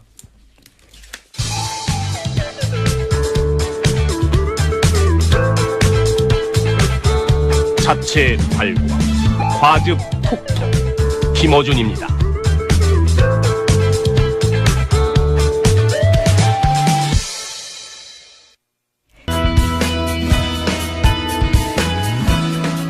브리핑에서 잠깐 언급했습니다만 인도네시아 국빈 방문 현지 분위기 잠깐만 짚어보겠습니다. 자카르타 현지의 한상재 통신원 연결됐습니다. 안녕하세요. 네, 안녕하세요. 자카르타 한상재입니다. 네, 몇 시죠? 지금 이쪽 시간으로는 6시 40분을 가고 있습니다. 죄송합니다. 저희가 새벽에 깨워가지고. 저희 섭외를 사실은 좀 전에 했거든요. 그래서 새벽에 전화 받으셨을 텐데. 감사합니다. 지금 현재 인도네시아에서 문재인 대통령의 순방을 맞는 분위기는 어떻습니까? 현지인들의. 예, 그렇습니다. 이쪽 교민들은 문재인 대통령이 도착하시는 날 저녁에 교민 만찬이 있었는데요. 예. 약 500여 명이 모인 자리에서 두 분께서 아주 직접 악수도 하시고 또 사진까지 찍는 그런 퍼포먼스가 교민들에게 크게 어필을 해서 상당히 큰 그 환영 행사를 했고요. 교민들은 제가 잘 알겠고요. 항상 어디 가시면 그런 거니까. 그 소식은 여러 나라에서 저희가 들었는데 반복해서. 제가 궁금한 건 인도네시아 현지 언론이나 현지 반응이 궁금합니다. 예, 인도네시아 언론은 어제도 보도를 하면서 오늘 아침 조간신문, 그러니까 제일 큰 신문이 이제 콤파스 신문인데요. 네. 콤파스 신문 일면에다가 양국 정상들이 서로 주고받는 아주 친밀한 관계를 실었어요. 특히 어제 비가 왔기 때문에 기념식수를 하는 과정에서 우산을 서로 받쳐주는 이런 그 교차적인 장면을 찍어줬고요. 또 하나 크게 보도를 하고 있는 것은 한국에 대한 인도네시아의 기대입니다. 특별한 동반자 관계로 우선 군사 분야하고 문화 그리고 경제 분야 이 분야에서 경제 분야를 제일 크게 협력할 것으로 이렇게 일면 톱으로 아주 보도를 하고 있습니다. 거기서는 큰 뉴스군요. 군사 분야는 뭐죠? 군사 분야는 우리가 잠수함하고 비행기를 인도네시아하고 공동으로 제작하는 거에 대한 보도를 하고 있습니다. 잠수함이요? 어허. 네. 그 소식은 저희가 이제 국내에서 한번 되짚어보고요. 조코 위도도 대통령. 전 개인적으로도 관심이 있는데, 이분은. 조코 위도도 대통령이 인도네시아에서, 어떤 위상이고, 어떤, 평가를 받는 대통령입니까? 조코 위도도 대통령은 우선 지방 출신인데다가요. 네. 그분이 그 학력이나 그 농과대학의 이학과를 나온 그런 아주 서민 대통령입니다. 그리고 학교를 나와서도 가구를 만들어서 팔던 그런 사람이 목수의 아들이라고 제가 들었는데. 공무원에 들어가서 이제 대통령까지 된 거죠.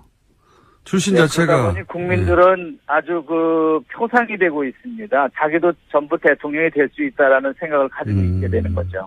지지 기반은 어떻습니까?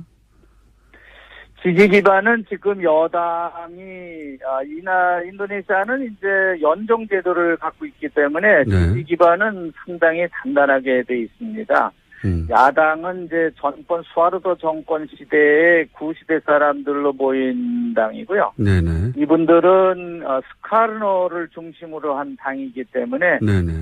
절대 과반수 이상을 갖고 안정적입니다. 그렇군요.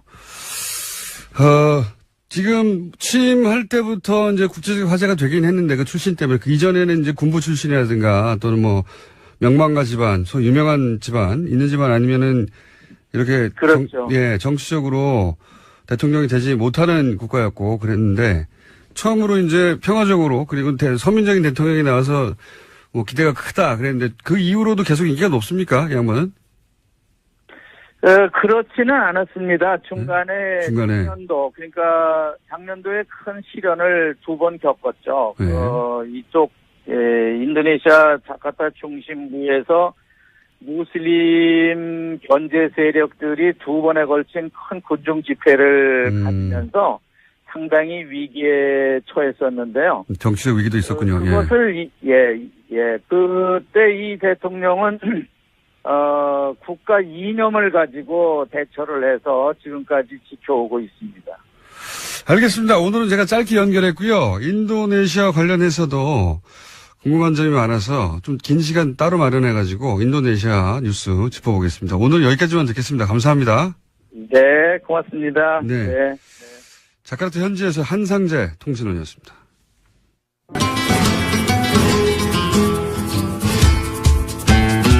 자, 오랜만에 직접 나오셨습니다. 한교익 마칼레미스. 안녕하십니까? 안녕하세요. 예. 지난주에 왜 안 오셨어요?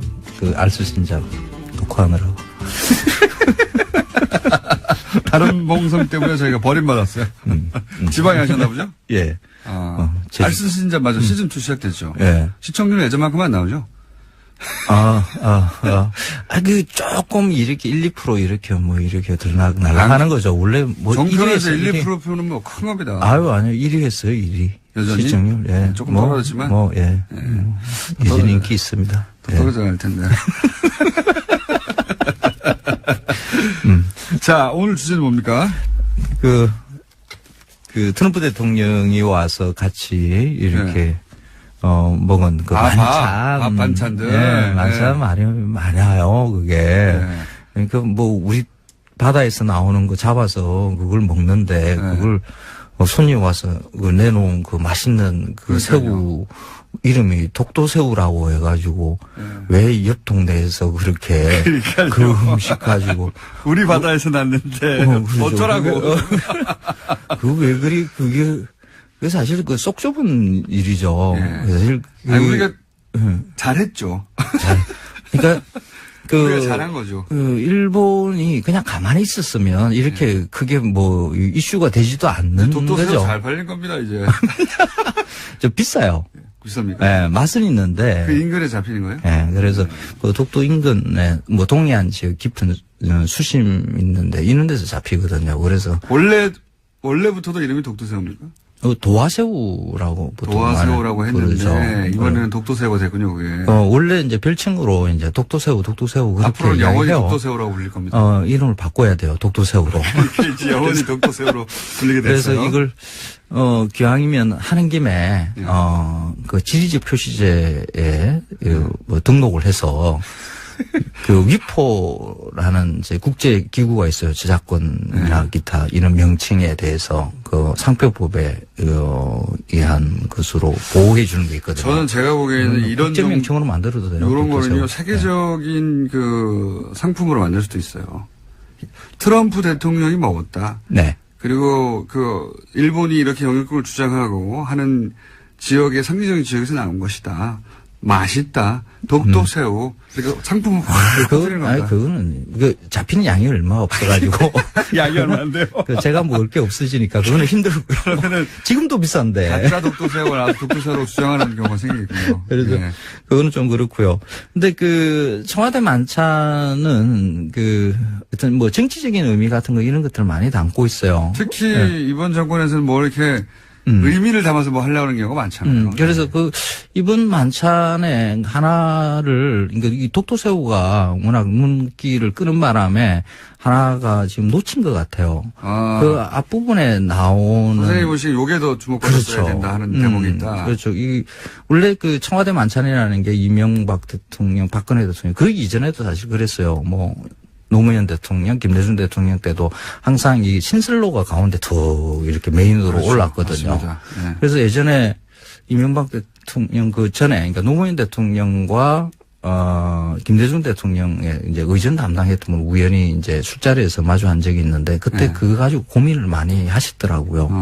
이 신슬로라는 게 뭐 중국에서 가져온 그릇이고 뭐 이래서 이걸 갖다가 어떻게 없애볼까 그걸 대체할 거 일반인들은 없을까. 그게 이제 우리 궁중 음식이라고 머릿속에 박혀 있으니까. 그리고 또 뭐 그게 뭐 왕이 먹던 음식 그건 뭐 대통령이 왕이 아니잖아요. 그게 국민을 대표하는 분일 뿐이지 그 왕하고는 다르죠. 그래서 그 왕이 먹던 음식들을 내놓는다는 것도 좀 어색하고 그러죠. 그런데 이번에 보니까 독도새우보다는 제가 눈길을 탁 이렇게 제 눈길을 사로잡은 거는 조그마한 반상이 위에 올라갔다는 거예요. 반상이요? 네, 위에 소반. 조그마한. 무슨 뭐 옥수수 뭐 고구마 이렇게 이상한 거 쫙 있던 거. 그렇죠. 저도 그게 뭔가 싶었어요. 근데 자그마해요. 이게 원래는 반찬 그릇 같은데. 소반이라는 게 이제 이게 그 양반 다리 하고 이렇게 앉아서 이렇게 먹는 건데 근데 이걸 다리를 더 작게 이렇게 만든 게 있어요. 테이블 위에, 그러니까 식탁 위에 이거 올려도 뭐 그렇게 의색하지 않는, 다리가 낮은 상태로 이렇게 만들어 놓은 게 있습니다. 이 테이블 위에 테이블이네요. 그렇죠. 원래 이 소반이 조선에서부터 쭉 내려오던 우리 전통적인, 예, 어떻게 식탁이라고 볼 수 있거든요. 네. 그걸 올렸는데 그 음식들이 보면 그 구황작물로 먹었던 음식들로 만들어졌어요. 아, 그래서 고구마 뭐 이런 게 올라갔구나. 그래서 그 제목도 그렇게 해놨어요. 구황작물 소반. 구황작물 소반. 근데 이게 왜 주목될?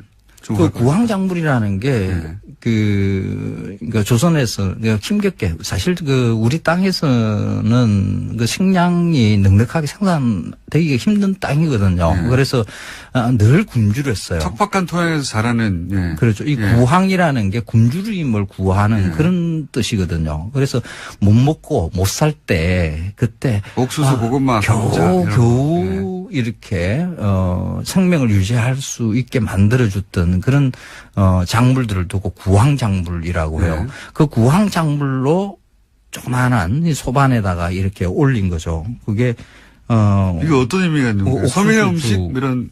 그렇죠. 옥수수, 조주, 고구마, 호박, 범벅, 우엉조림, 연근튀김, 국화잎을 올린 상추, 순, 무침 이렇게 돼 있는데 그 이전까지 뭐 신설로 뭐 이렇게 왕이 먹었던 음식 같은 이런 뭐 호화롭게 차린다라는 이런 청와대 만찬의 이미지를 만찬의 철학을 바꿨다. 그렇죠. 이 작은 소반 하나에 구황작물을 올리는 것으로 확 바꾸죠.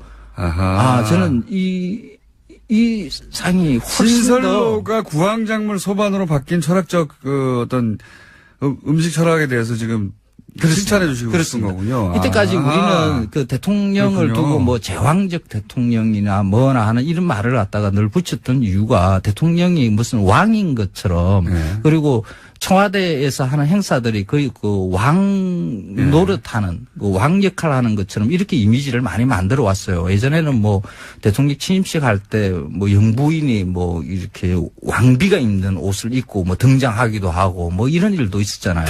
그런 것을 잠깐만요. 죄송한데 제가 웃음이 터져가지고 갑자기 문자를 보는데 박지원 대표와의 박지원 대표의 코너명이 적과의 빡침이라고. 그거 괜찮다. 적과의 빡침. 죄송합니다. 눈에 들어와서 웃음을 멈출 수가 없어가지고 제가. 무슨 얘기하다 말았죠? 구황작물. 자, 좋은 걸로 하고요. 그 다음으로 넘어가면 이거는요. 제가 일본은 독도새우였는데 서양 기자들이 트윗하거나 이런 거는 간장 얘기를 많이 했어요. 그 간장이 그 동양의 간장이 소스로 미국보다 더 오래됐다 역사가 이런 거 트윗이 있었어요. 미국 역사보다 더 오래된 간장을 먹고 있는 미국 대통령 이런 거. 그러니까 미국인의 시각에서는 이제 그게 또 특이하게 보일 수도 있겠죠. 360년. 이게 360년 있다는 게 진짜 360년 동안 독에 들어있었다는 거예요? 계속해서? 그게다가 이제 그 간장이라 그러죠. 그 시간장으로 두고 거기다 또 새로 담그는 간장에다가 또 옛날 간장을 더하고 새로 옛날 그러면 이제 진짜로 그러면 360년간 이어진 건 맞네요. 네, 맞습니다. 그렇게 놀랄만 하네요. 보통 그 집에서 보통 간장 담글 때 맛있게 만들기 위한 방법으로 이렇게 득간장을 쓰거든요.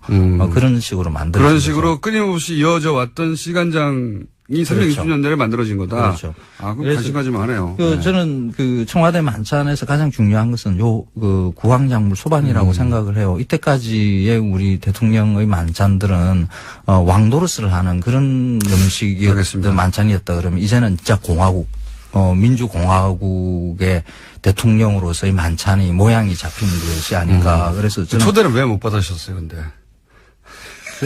제가 그게 그게 되나요, 뭐가? 각종 방송에서 그렇게 음식에 대해서 안 하시러 하시는데.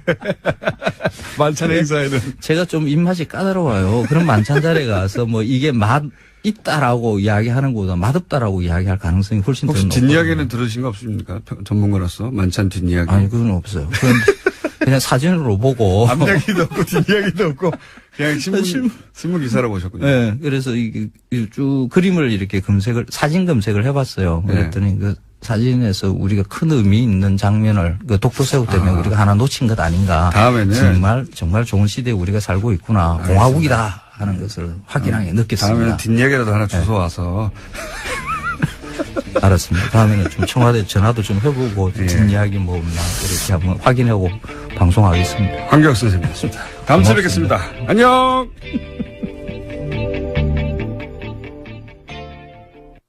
네, 안녕하세요. 네. 제가, 소개해드릴게요. 법무법인 동안에 사무장으로 계신 이정열 전 부장 판사님이시자 영장 판사를 직접 지내셨고, 예. 지금은 변호사가 못 되고 계신 분입니다. 처음에 그렇게 시작하시면 제가 오늘 드릴 말씀에 신빙성이 좀 떨어지지 않을까요? 아니죠. 영장 실제 심사를 해본 사람이 대한민국에 몇 명이나 있다고요. 아, 네. 예. 네. 자, 추명호 전 국정원 국익정보국장이 구속됐을 때, 이제 이정열 부장판사님은 연결할 일이 별로 없을 것 같다고 했는데. 저도 그럴 줄 알았습니다. 예. 네. 바로 나오네요. 자, 김재철 전 MBC 사장, 증거가 대부분 수집됐다. 그리고 이게 이제 도주류가 크지 않다. 또 하나는 이게 국정원법 위반이어서 국정원 직원을 처벌하려고 하는 거기 때문에 등등등 기억한다. 이거 어떻게 보십니까?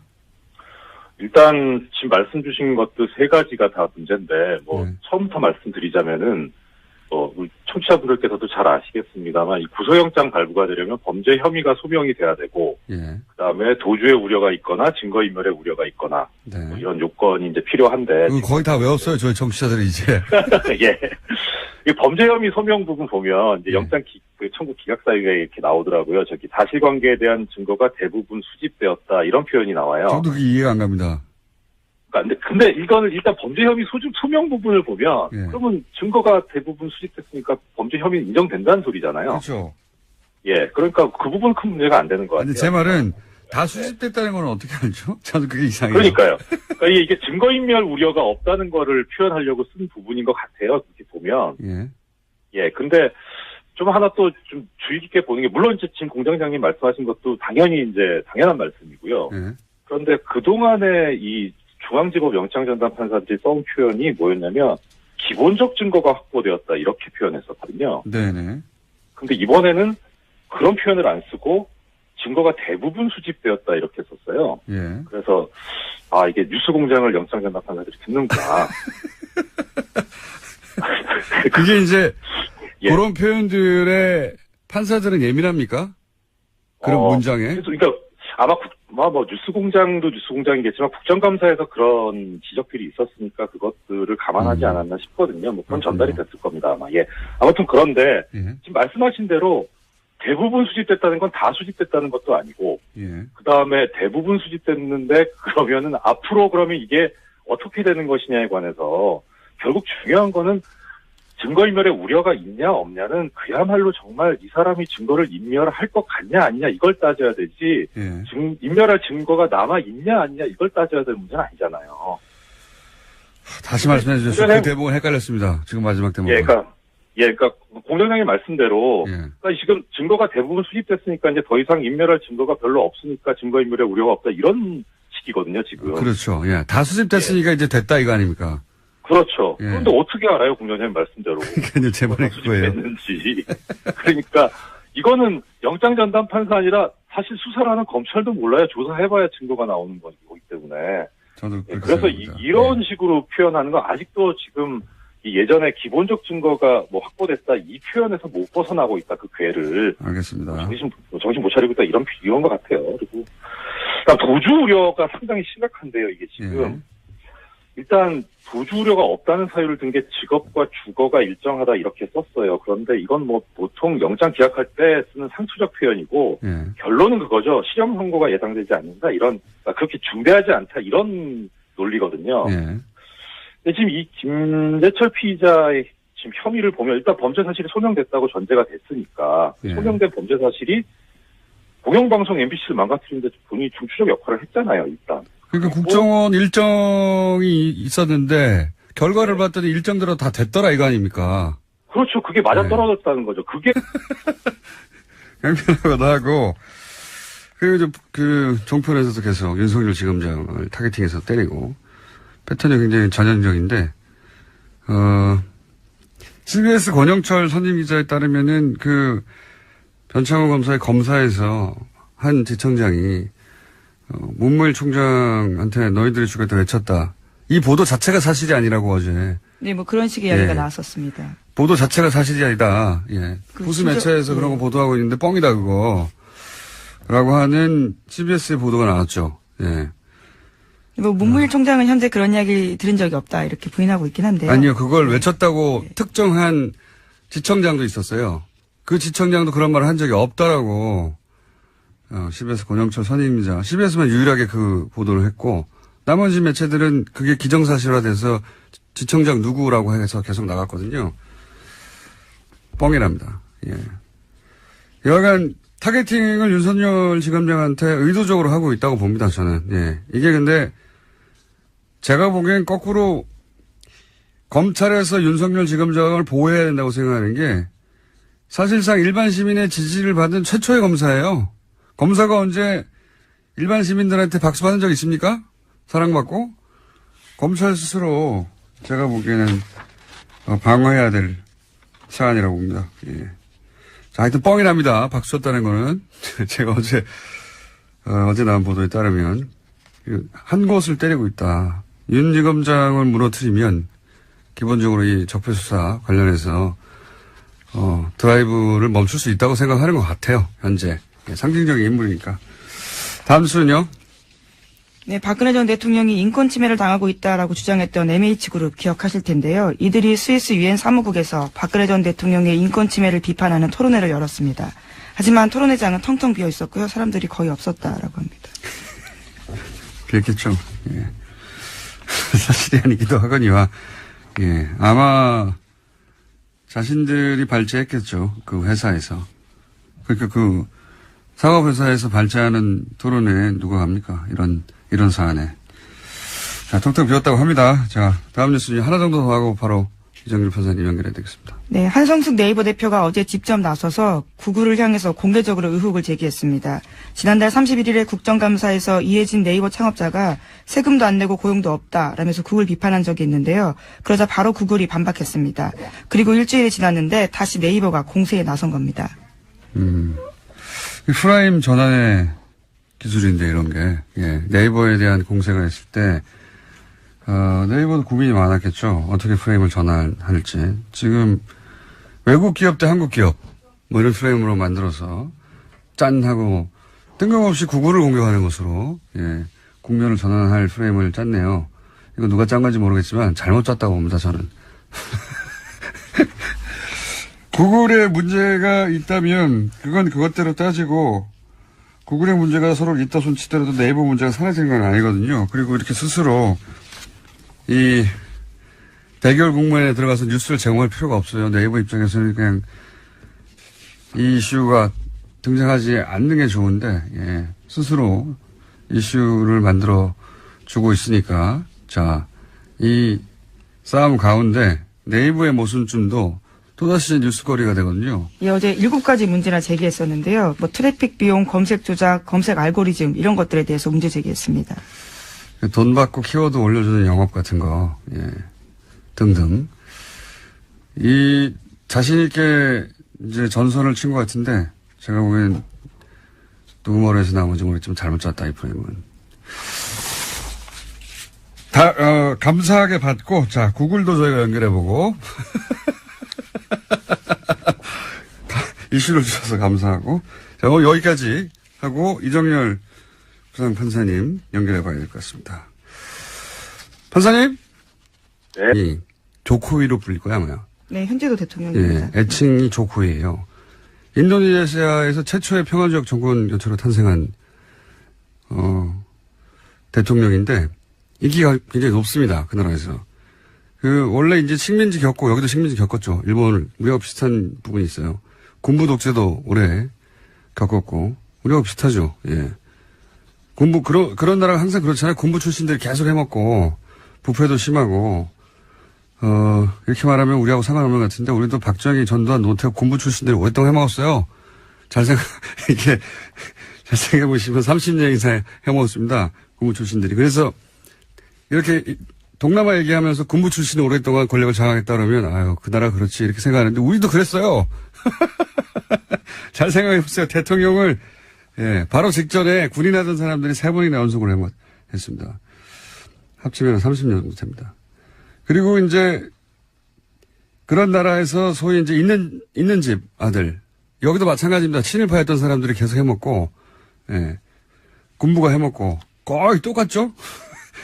그런데 최초로 목수의 아들이 당선이 된 거예요. 20, 30대가 나서가지고 엄청나게 지지해서. 그래서 현재 인도네시아 오바마라고 불립니다. 이 사람이. 인기가 높고 서민 대통령, 사람 중심. 키워드가 비슷합니다. 역사도 비슷하고. 여하간 이제 우리 언론도 좀 이 머릿속에 세계 지도 있는 그대로 좀 바꿔야 되겠어요. 세계에서 지도상으로는 굉장히 큰 나라고 인구도 2억 몇천만 명 됩니다. 세계 4위인가 그렇고 경제 규모도 굉장히 커요. 트럼프 한번 보지 말고 아시아 연대도 중요하거든요. 인식의 지평을 좀 넓히자. 호감도도 높아요. 그 나라에서 우리나라에 대한 실제 외환위기 때 일본 기업들은 다 빠져나갔는데 우리나라 기업 안 빠져나갔다고. 또 한류와 관련되어 있는 관심도 꽤 크다고 들었습니다. 한류는 그냥 연예 정보지에서 다루면 되는데 정보 뉴스에서 이 나라 자체가 우리가 관심을 가지고 거꾸로 인도네시아도 우리한테 관심을 가질 만한 상호 유사한 역사도 가졌고 인식도 나쁘지 않고 인도네시아 언론을 보니까 아주 크게 다뤘던데 우리는 관심이 없어요. 자 다음 순요. 네, 변창훈 검사 사망으로 국정원 댓글 수사 방해 사건을 두고 불거진 소위 보복 수사 논란에 대해서 검찰 내에서 반박 의견이 나왔습니다. 오늘 아침 한국일보가 전한 소식인데요. 댓글 사건의 피해자는 윤석열 개인이 아니라 국민과 국가다라는 겁니다. 서울중앙지검 관계자의 멘트로 인용된 이 보도는요. 소위 사법방해 사건 피해자인 윤석열 지검장이 이 사건 수사를 지휘하는 게 적절하냐라는 정치권 지적에 대한 반론 성격을 띠고 있습니다. 대응을 잘했네요.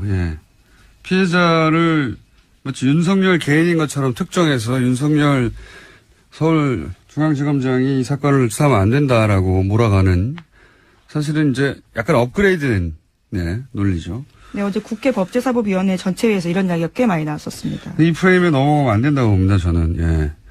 이게 조중동이 특정 사안에서 완전히 똑같은 사설을 일제히 낼 때가 자주는 아니지만 있어요.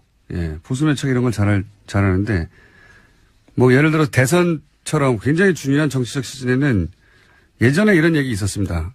예전에 이런 보도도 있었고, 같이 모여서 해야 한다. 조중동에, 편집 라인이 같이 모여서 회의한다. 왜냐하면 특정 시점에 특정 논조를 일제히 쏟아내야지 힘을 모아서 자신들이 원하는 방향으로 여론을 끌고 갈 수 있지 않습니까? 그런 때하고 비슷한 시점이에요, 지금. 보면 똑같은 사안을, 동시에 똑같은 논조로 때려대고, 그리고 그거를 또 보수 매체가 그렇게 나가고, 보수 정당에서 받아주고, 보수 정당에서도 자유한국당 윤석열 지검장 이름을 특정해가지고 깡패라고 어젠가요? 워딩 했거든요. 윤석열 지검장이 깡패라고 했어요. MB가 다스의 발목을 잡히고 있죠. 흥미로운 반응입니다. 생각보다 굉장히 일찍 저는, 왜냐면 내년쯤에나 반응하지 않을까 합니다. 일찍 반응도 했고. 많이 긴장하고 있다는 얘기겠죠. 이 프레임을 밀고 있잖아요. 이제 과거에 매달리고 있다. 보수 정당에서도 계속 밀고 있죠. 안 통할 거라고 보고요. 실제 안 통하고 있고.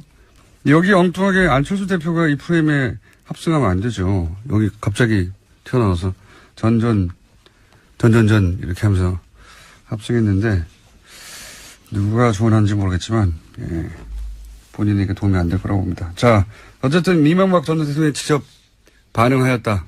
네, 또 이번 주 일요일에 중동으로 강연을 위해서 출국을 하는데요. 이때도 아마 기자들이 많이 찾아갈 것 같은데 어떻게 입장을 낼지가 주목됩니다. 제가 예언하죠. 안 냅니다.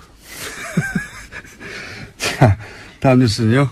네, 김재철 전 MBC 사장의 구속영장이 기각됐습니다. 서울중앙지법 강부영 영장전담 판사가 기각 사유를 다음과 같이 밝혔는데요. 사실관계에 대한 증거가 대부분 수집됐고 피의자의 직업, 주거 등에 대한 도망의 염려가 크지 않다라는 사실 등을 비춰보면요. 피의자를 구속할 이유와 필요성, 상당성을 인정하기 어렵다라고 밝혔습니다. 또 우리가 이정열 부장판사님을 연결할 또 사안이 나왔네요. 앞으로 안 나올 줄 알았더니 이건 뭐 자, 전문가 얘기를 들어봐야 되겠지만, 일반인으로서, 준법조인에 가까운, 일반인으로서 보기에, 제가 이해 안 가는 대목은 특히 이겁니다. 뭐, 도주의 우려가 크지 않다는 것도 잘 이해가 안 가지만, 이게 이제 국정원법 위반인데, 이게 국정원 직원을 처벌하기 위한 사건이다. 이런 거잖아요. 그게 이제 구속할 필요가 없다는 논리인데 이게 이해가 안 가요. 국정원 직원이 혼자 할 수 없는 혐의를 다투는 거 아닙니까 이게. 예, 실제로 다 공모했다고 적시되어 있습니다. 국정원 직원이 혼자서 MBC 가가지고 MBC 사장의 역할을 할 수 있습니까? 없잖아요. 이거는 반드시 MBC 내부자와 공모해야 되는 범죄인데 이런 논리로 기각하는 게 말이 되나? 이해가 안 되는데. 이정열 부산 판사님 짚어주시겠죠. 예, 이건 네. 잠시 후에 민의로 다루기로 하고 여하간 그래서 기각이 또 됐습니다. 네. 도주의 우려가 없다. 증거가 대부분 수집됐다. 증거가 대부분 수집된다는 걸 어떻게 알죠? 판사가? 수사를 안 하는 사람인데? 네, 또 현재 상황에서는 김재철 전 사장 같은 경우에는 국정원 정보관과는 접촉한 사실 없다. 그리고 관련 내용 문건 본 적도 없고 들은 적도 없다라고 부인하고 있는데요. 정면 부인도 이게 사실은 구속의 사유 중에 들어갈 것 같은데 여하간 이건 저희 전담 해설 판사 있지 않습니까? 네. 그분 요새 할 일이 별로 없다고 하니까 다시 잠시 후에 연결하기로 하고요, 민의로. 자, 다음 뉴스는요. 네, 문재인 대통령이 인도네시아를 국빈 방문했고요. 오늘은 또 베트남으로 향합니다. 아펙 참석차 가는데 인도네시아에서는 특별 전략적 동반자 관계를 맺은 데 합의했습니다. 국내에서 뭐랄까요, 이 관련 보도 좀 웃겨요. 자국 대통령이 간 뉴스는 안 나오고 트럼프 뉴스만 잔뜩 나오더라고요. 예. 뭐 미국, 중국 중요하긴 한데 자국 대통령이 국빈 방문한 것도 뉴스는 뉴스 아닙니까? 예. 한참 뒤에 나오던데.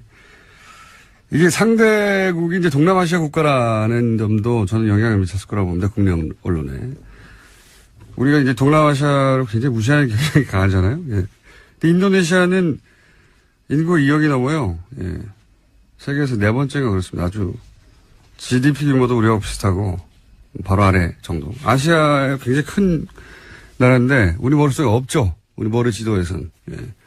하도 서구 중심으로만 세계를 보는 데 익숙하다 보니까 이렇게 큰 나라에 가는데 우리 머리 지도에 없어요. 예.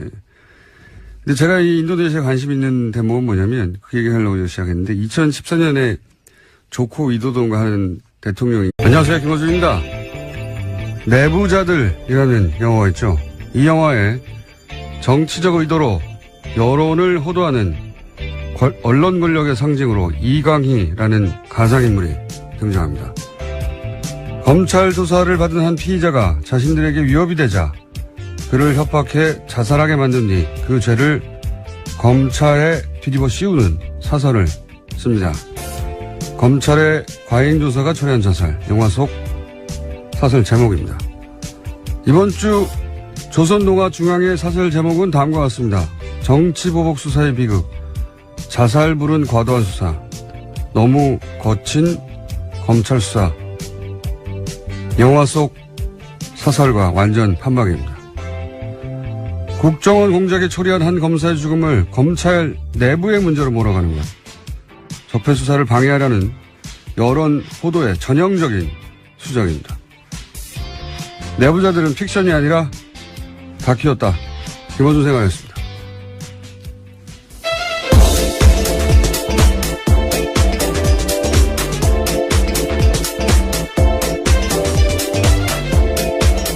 시사인의 김은지입니다. 내부자들 영화 봤어요? 네, 봤죠. 네. 똑같아요. 네, 저는 삼성 장충기 문자를 보고 나서도 정말 내부자가 픽션이 아니라 논픽션이다라는 생각했었습니다. 내용이 완전 똑같습니다. 예. 영화보다 좀 더 심하죠. 예. 현실이. 앞으로 이제 이 영화 시나리오 쓰시는 분들이 굉장히 괴롭겠어요. 예, 웬만한만큼 시나리오 써봐야 현실보다 덜하기 때문에. 자, 뉴스를 가볼까요? 예, 첫 번째 뉴스는 뭡니까? 네, 검찰 조사받았던 남재준 전 국정원장도 박근혜 전 대통령 지시에 따라서 특수활동비를 전달했다는 사실을 인정했습니다. 매달 5천만 원씩 특수활동비를 전달했다라는 건데요. 남 전 원장이 받는 혐의는 크게 세 가지입니다. 이와 같은 청와대의 특수활동비 상납, 또 화이트리스트 단체 지원, 국정원 대선 개입 사건 수사 당시에 수사와 재판을 방해했다라는 건데요. 우선은 상납 부분은 본인이 스스로 인정을 한 겁니다. 제가 어제 그랬지 않습니까? 예. 거물인 줄 아는 사람들은 자기가 거물로 취급되지 않는 상황에 가면 다 얘기한다고. 예. 자, 그런 말도 했죠. 대통령이 돈을 요구해서 치사하다고 생각했다고. 네, 굉장히 디테일한 이야기까지 했는데요. 박근혜 전 대통령이 먼저 국정원 특수활동비 떼어달라고 요구했다고 합니다. 뭐 자기 돈입니까? 따지고 보면 자기 돈도 아니에요. 뭐 자기의 몫으로 나온 활동비라고 생각했다라는 건데요. 이게 어차피 공작비였기 때문에 국정원장 특수활동비를 달라는 게 아니잖아요. 자기 돈도 아닌데 이 말도 이 발상도 웃기고요. 치사하다고 생각했다고 하는 것도. 그렇게 생각했다 한들 그걸 또 가서 말하는 것도 웃기고요. 자, 육군 참모총장도 하셨죠. 예. 국정원장도. 출신입니다. 예, 국정원장도 하시고 대선 후보도 누가 추대한 게 아니라 자기가 스스로 나가시고. 예. 그래서 본인이 거물이라고 이렇게 생각하신 거예요. 대선 후보 아무나 나오는 게 아니거든요. 예. 근데 이제 본인을 그렇게 거물로 대우하지 않는 상황에 처하게 되면 이것저것 막 말하게 되어 있습니다. 네, 굉장히 돈을 달라고 했던 상황에 대해서 자세하게 이야기했는데 이재만 전 청무비서관이 직접 전화해서 돈을 달라 했다라는 이야기도 했습니다.